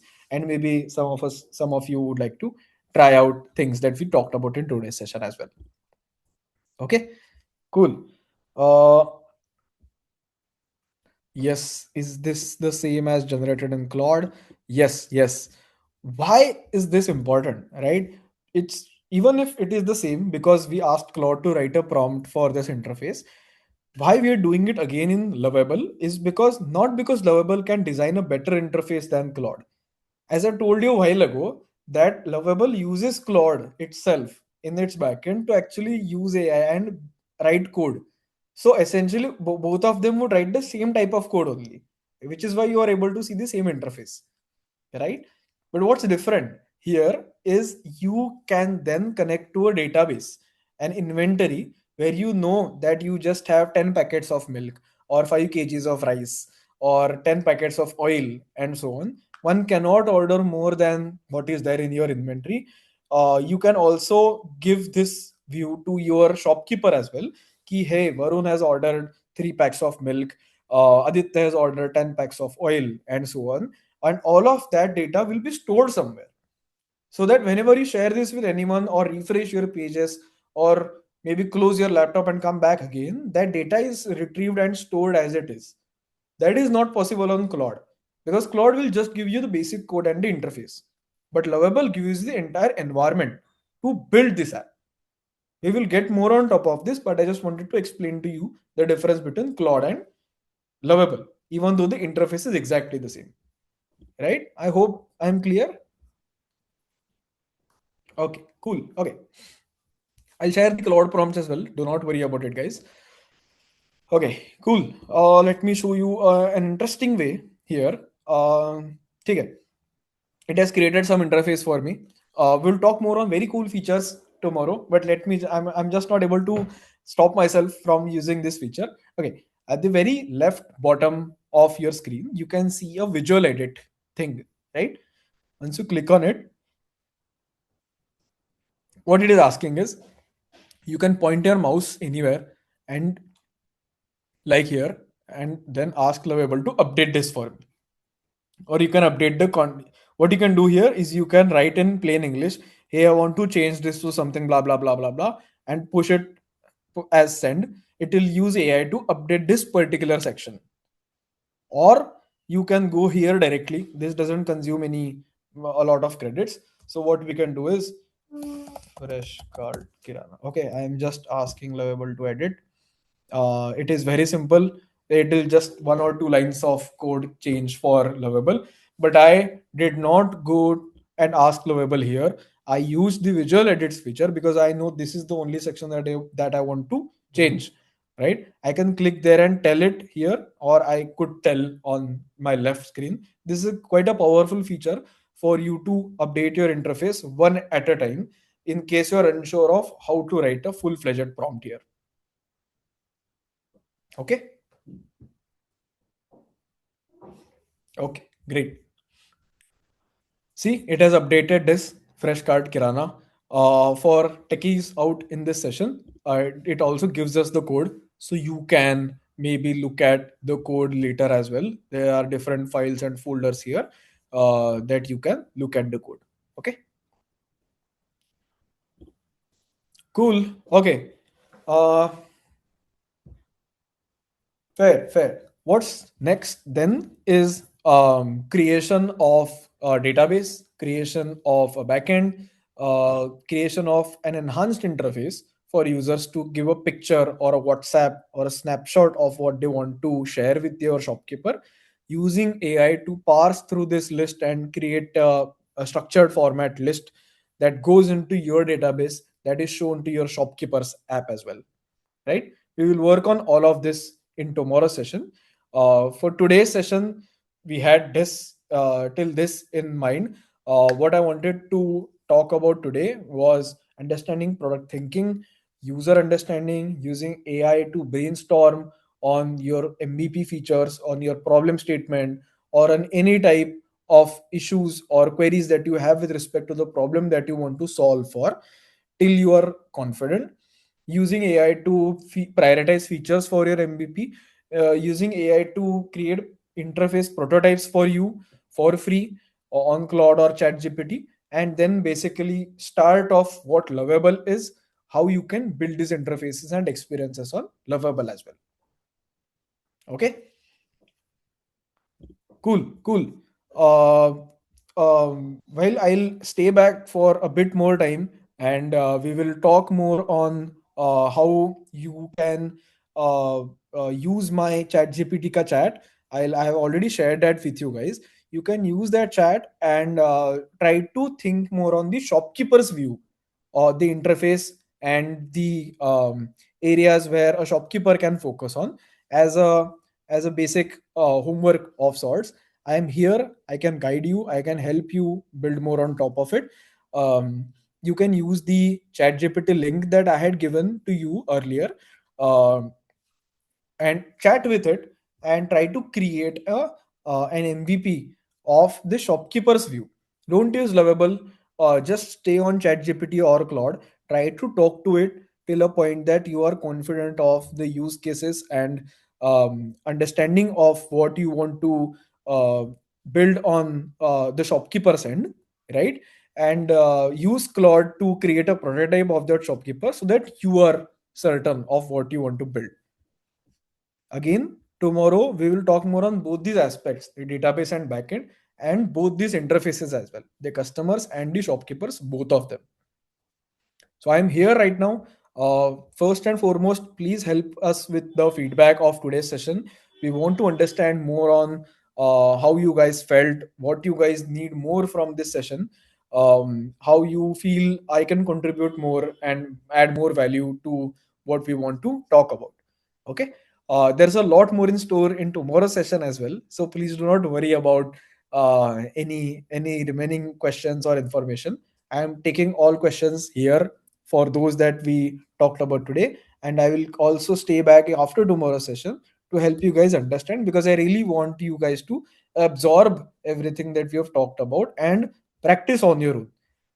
In tomorrow's session, I will ask you guys to make me a promise to just practice all of it. I won't ask you it today.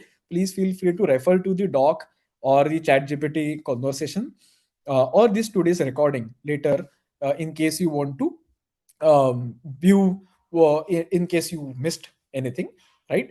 And then we'll circle back tomorrow for actual building of the backend and the database. We'll talk more on what other use cases also you can build, right? This is just one use case that we talked about today. I thought it was practical and understandable and relatable for majority of you guys, which is why um, we spoke more on this particular use case. We can talk more on other use cases as well. There are very simple use cases that you can build on your own, right? So last time I was creating this expense tracking app similar to what Splitwise is, right? It is very easy for us to build this on Lovable. After today's session, I am very confident that 90-95% folks out of you will be able to build this on your own.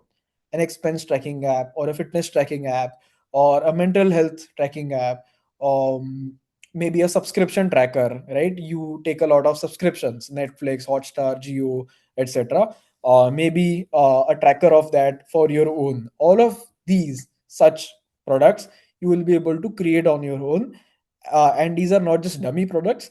These will be data backed. There will be data stored for each of them. So it's very I would say exciting to be in an era where you can think of a problem, think of a solution, and build it with no code tools, right?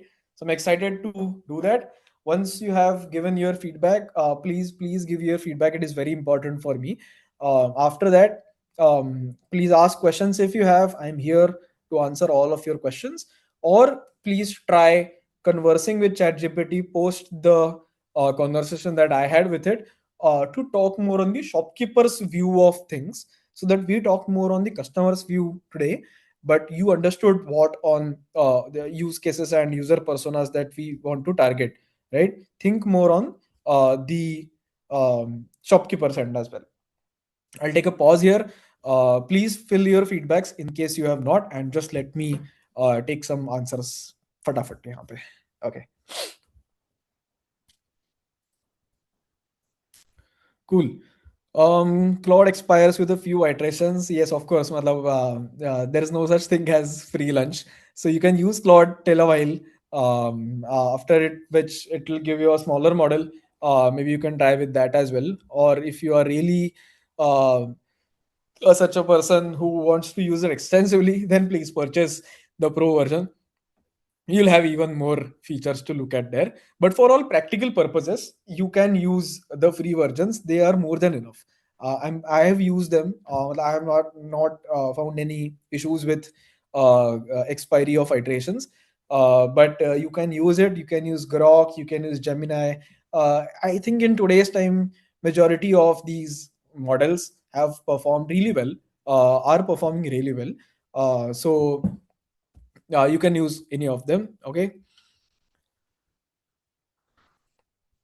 can we build this app to work on local server? Yes, the code will be available. You can extract it, put it on local. I want to make an app using patient data to predict the severity of any disease. Yes, you can do that as well. You just have to create this experience here, and have a way of pushing that data of your patients inside our database, after which your app will get powered by the same database. um, okay. Can I add a really good question? Can I add videos or reels to a prompt that the AI can take inspiration of? Very good question. Let me answer this. um, yes, there is photo and attachment support here, right? If you can look at my screen here, what you can do is you can attach a picture, or I have not tried video, I am not sure of videos, but it can definitely understand photos. What you can do is maybe take a screenshot or have a downloaded photo of sorts, put it to Lovable and ask it, hey, I want to make an interface exactly like the image that I just gave you. So understand that image and create one for me, and it will create one for you, right? You can try it on your own, but it's really helpful, and good question that you had. There's one more idea that just came to my mind. Let me just go back to Lovable, and to those of you um, who are familiar with Figma as well, you can use your Figma designs or screenshots and connect to Lovable, and then ask Lovable to build interfaces on top of it. It's very similar to just taking a screenshot and attaching it on Lovable. Uh, to show you how. Okay, hold on. Cool. Okay.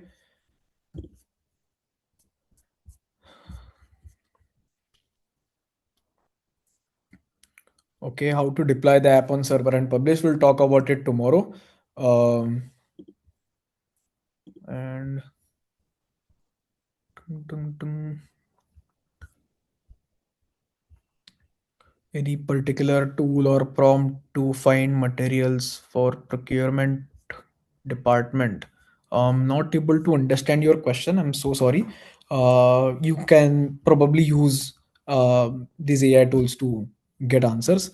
Um, can we use this to build reimbursement and an ERM? Yes, you can build that. Yes, that is definitely possible. Hello, Varun. Can you share your prompt for expense tracking? I can share that. I'll share it in tomorrow's session. Okay, let me just find it and keep it handy with me. I'll share it with tomorrow's session.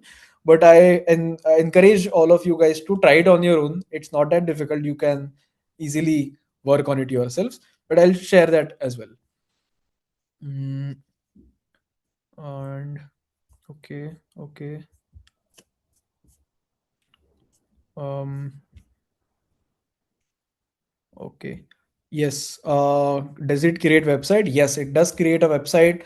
You can create landing pages. You can create full-blown apps, web apps, whatever you want to create.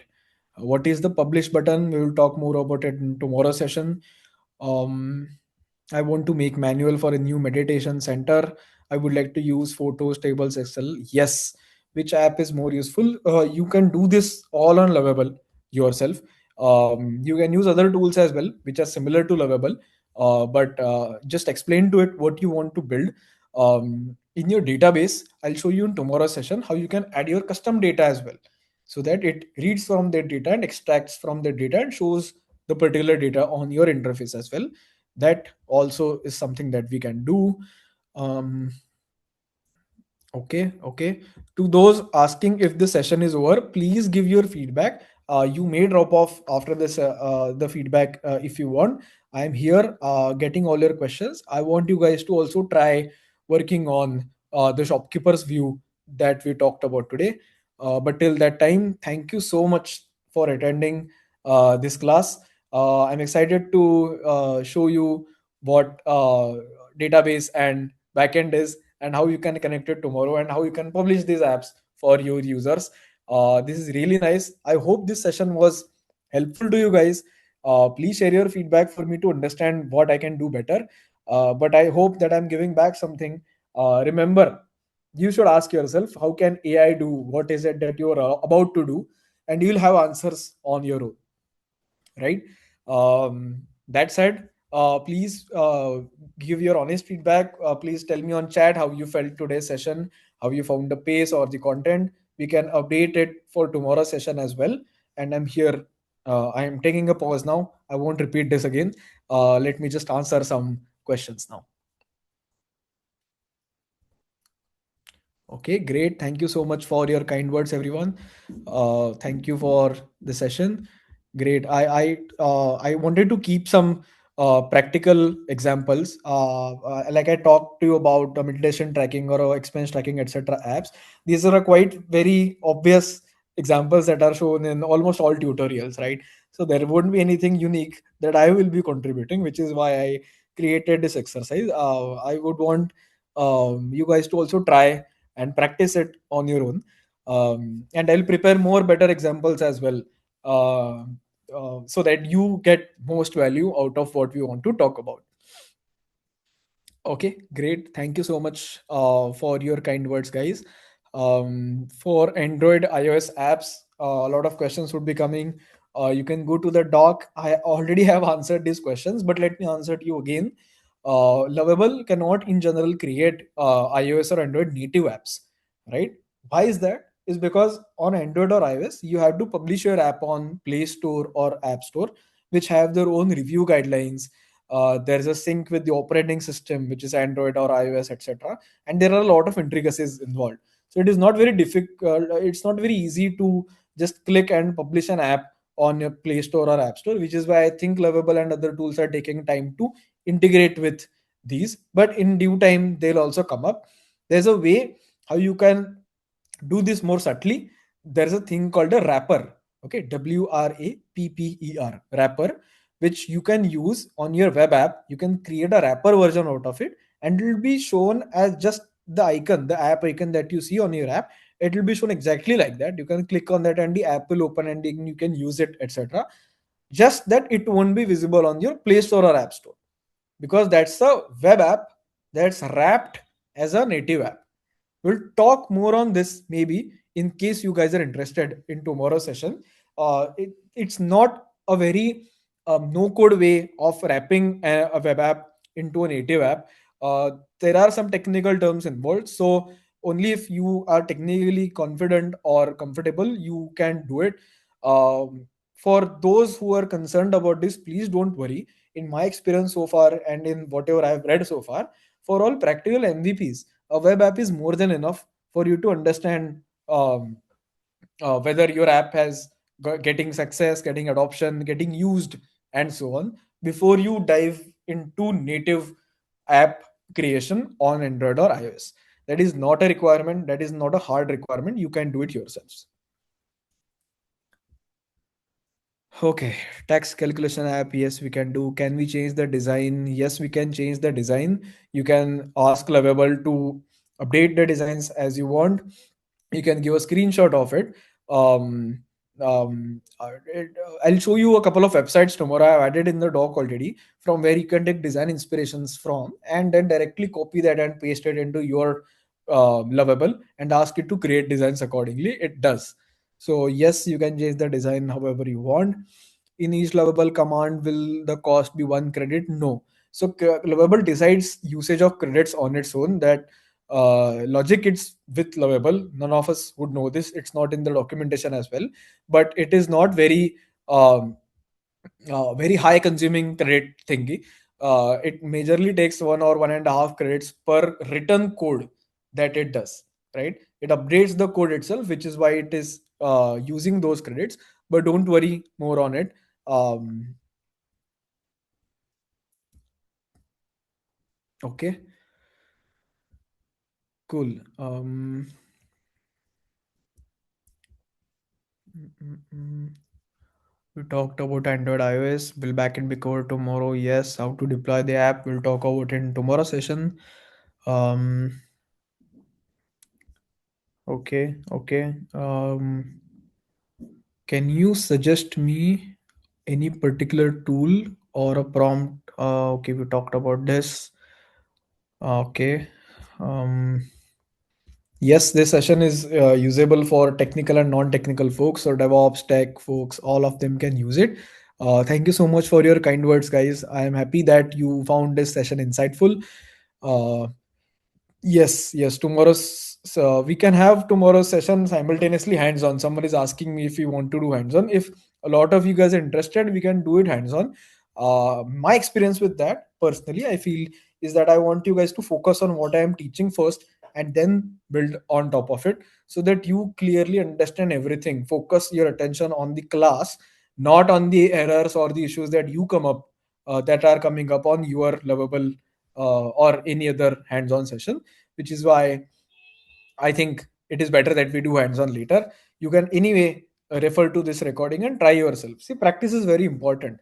You'll anyway have to do practice yourself to be more adept at this art.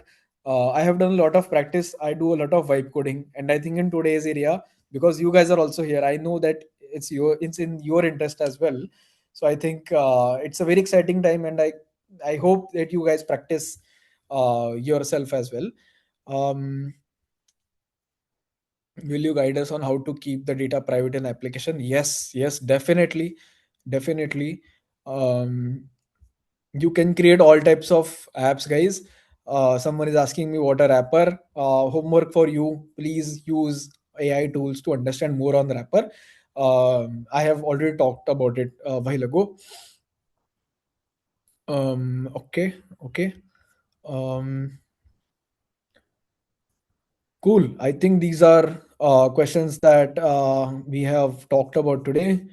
Um, okay, thank you so much for today's session.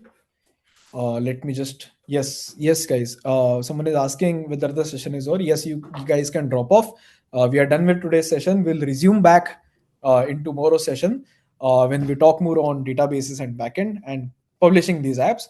I hope today's session was equally insightful and important for you guys to understand. Think more on problems that are in your surroundings and try thinking of use cases and solutions to those surrounding problems as well. Okay, cool.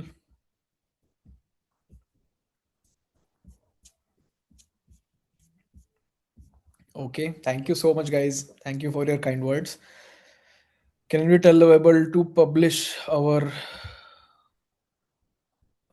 did not get the question as web app? Yes, it is a web app. We can publish it as a web app. Yes, we can definitely publish it and share this link with our friends or our customers, and they can use it. Uh, okay, cool. Which tool can I use to create PPT, Excel, etc.? I think you guys must have already attended our workshop and a couple of these sessions earlier where we have talked more on using AI for Excel or PPT, etc. That is not a part of this session. Maybe you can refer to earlier notes. I don't want to sidetrack from the topic of what we are talking about in today and tomorrow to Excel and PPT and Power BI and other stuff. Can we, what about payment integration through QR? Yes, very good question. We will talk more on payment integrations. It's a very critical area where focus of a human is needed because any financial transaction is very concerning area. There are some integrations that are done on Lovable, which we can make use of, or I'll tell you more on some alternatives as well. Okay, great. Okay. Um, it's difficult to push to Android. We talked about Android, iOS. For OCR scanning any prompt, yes, we will give you that prompt tomorrow only. We'll show you how you can do it on Lovable. Top class, top, sorry, what is this? Oh, great, amazing. Top class session today. Okay, thank you so much. Uh, okay. Can we host apps with our own domain? Very good question again. I'm really liking the sort of questions that are coming in today. Yes, you can host apps with your own domain. There will be Lovable attached to it. You can have your own name to your website if you want. I'll show you that as well. Uh, uh, uh, Can we guide Lovable to code in any language? No, you cannot do that because Lovable is a platform that has managed infrastructure, design, code, um, mm, AI, cloud attached, all of it on its own. So it uses the best of a code language required for you to get your end outcome. Lovable is basically for non-technical users who don't want to understand what type of code or what language of code is written. Of course, you can specify it, but it takes care of it on its own, and it is not really shown to us guys. In case you want more control on what language or what code you want to write, maybe you may want to try other similar products like Bolt or Replit, which is more used by software developers.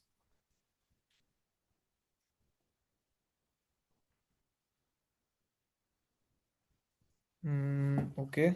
Uh, okay, let me get more questions. Hmm. Android, iOS, we talked about. Okay, okay. Claude take inputs from YouTube. The sky is the limit. You can try it. Yes, that is possible. Uh, okay, it's good to learn product development. Yes, thank you guys. I'll teach you more on the ideas behind core concept of product management. I love this domain, and I hope you guys equally find this as appealing as me. Okay, okay, great. Okay, okay, great, great. Can the host? Okay, can we make complete package or software from Lovable? Yes, you can do that. Definitely, you can do that. Someone is asking me where I am from. I'm from India.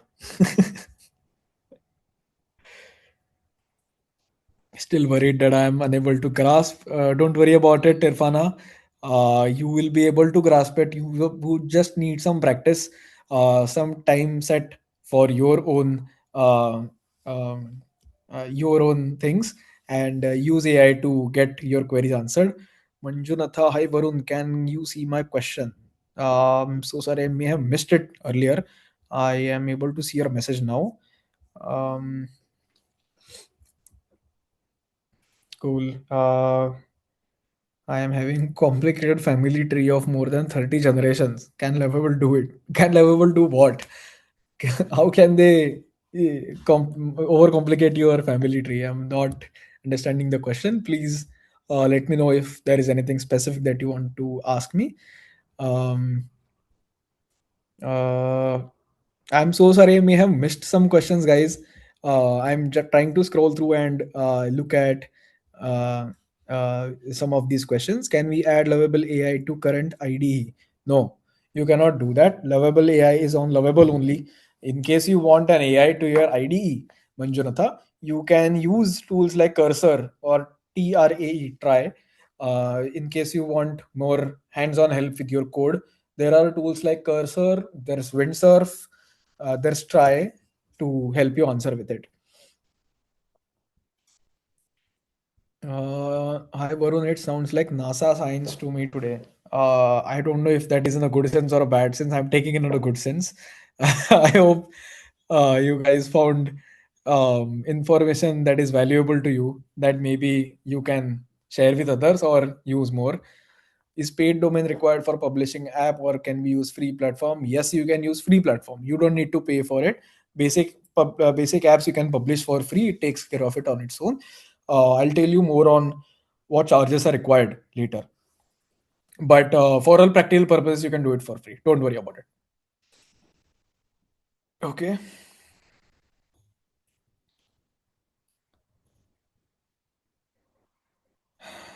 Okay. Please answer my questions, Sangamitra. Sangamitra, can you please repeat your question? I may have missed it. How to transfer the code developed by ChatGPT to Lovable? Okay, good question. But a simple answer to it, that is not possible. Okay. Lovable writes its own code. What you can do is you can copy that code and paste it on Lovable chat and ask it to write code similar to it, or you can ask it in plain English to write the code that you want. Only then it will do it. You cannot copy paste the code from a third party back to Lovable. You can think of Lovable as a one-way street, right? From Lovable, you can extract all of your code and build more on top of it somewhere else. But some code generated somewhere else or updated somewhere else, you cannot ingest it directly to Lovable. That is not possible in today's functionality. Okay. I'm so sorry, guys. I may have missed some questions. I may not be able to answer to all of them. You can use our LMS. There's a AI support tool, or there's our support team as well. You can ask all these types of questions there, in case I have missed it, you can also have a look at today's recording as well. I have tried to answer majority questions that there are.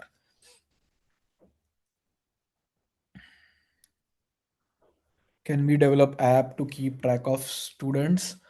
Um, yes, you can do that. Once I create the app, once I tell to create an app. Okay. Yeah. Okay. Can I build website for employees to upload the application form and track its status. Definitely, definitely, that's a good use case. You can do that yourself for free, publish it on your own.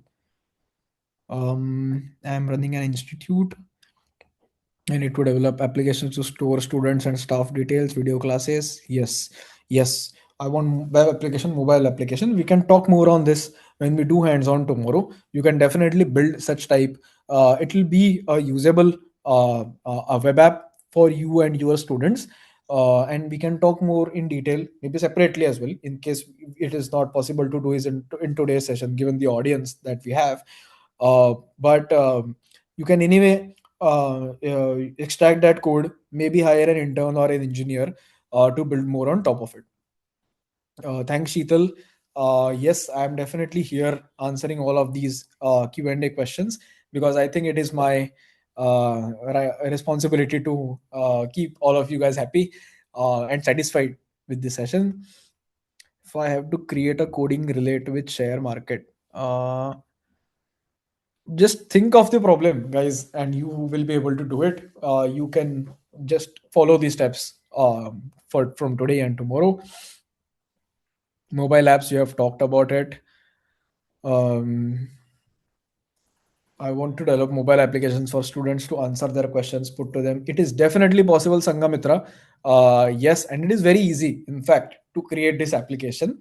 I told you today about the front end, right? You can practice using ChatGPT or Claude to get to some MVP features that you want to build, and then using Lovable to create an interface out of it. Maybe in today, if you find some time, and tomorrow when I talk more on database and backend, you can use that same front end to connect to backend and database, and then develop this mobile application yourself.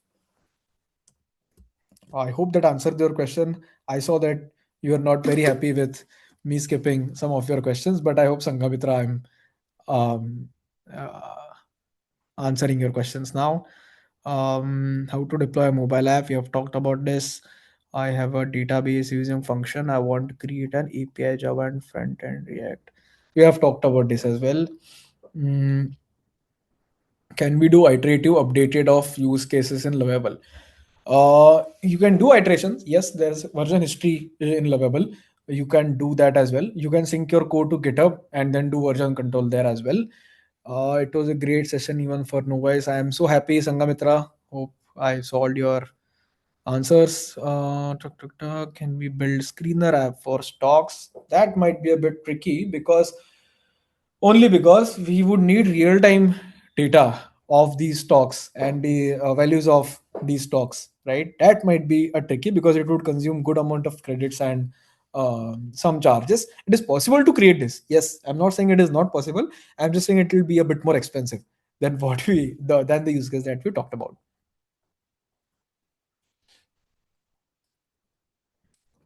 Cool. um Thanks for the useful session. What can Lovable not do for which we need to hire a separate engineer or complete matured web app development? A very good question, Sangeeta. There are a couple of things where I will focus on tomorrow, but just to give you just right, some critical areas where there are security concerns or where an engineer would add their experience and value as well. For example, your authentication, how your users sign in, maybe using Google or OTP password or something else. In payments, where there are financial transactions involved, one mistake here and there, and you're doomed, right? Remember, guys, AI will just write the code for you, but it will write the code for you. The app and its usage is your responsibility. So even in case it writes somewhat wrong code, maybe with respect to payments, the money will be deducted from you, right? So AI is not at risk here, you are at risk here. So whenever there are these at risk areas, I think it is better that we hire a separate engineer who takes care of them. 90-95% work can be done ourselves. Just for these critical areas, we may want to look at a developer. Again, that is not a mandate. There are some built-in features on Lovable that we can use as well.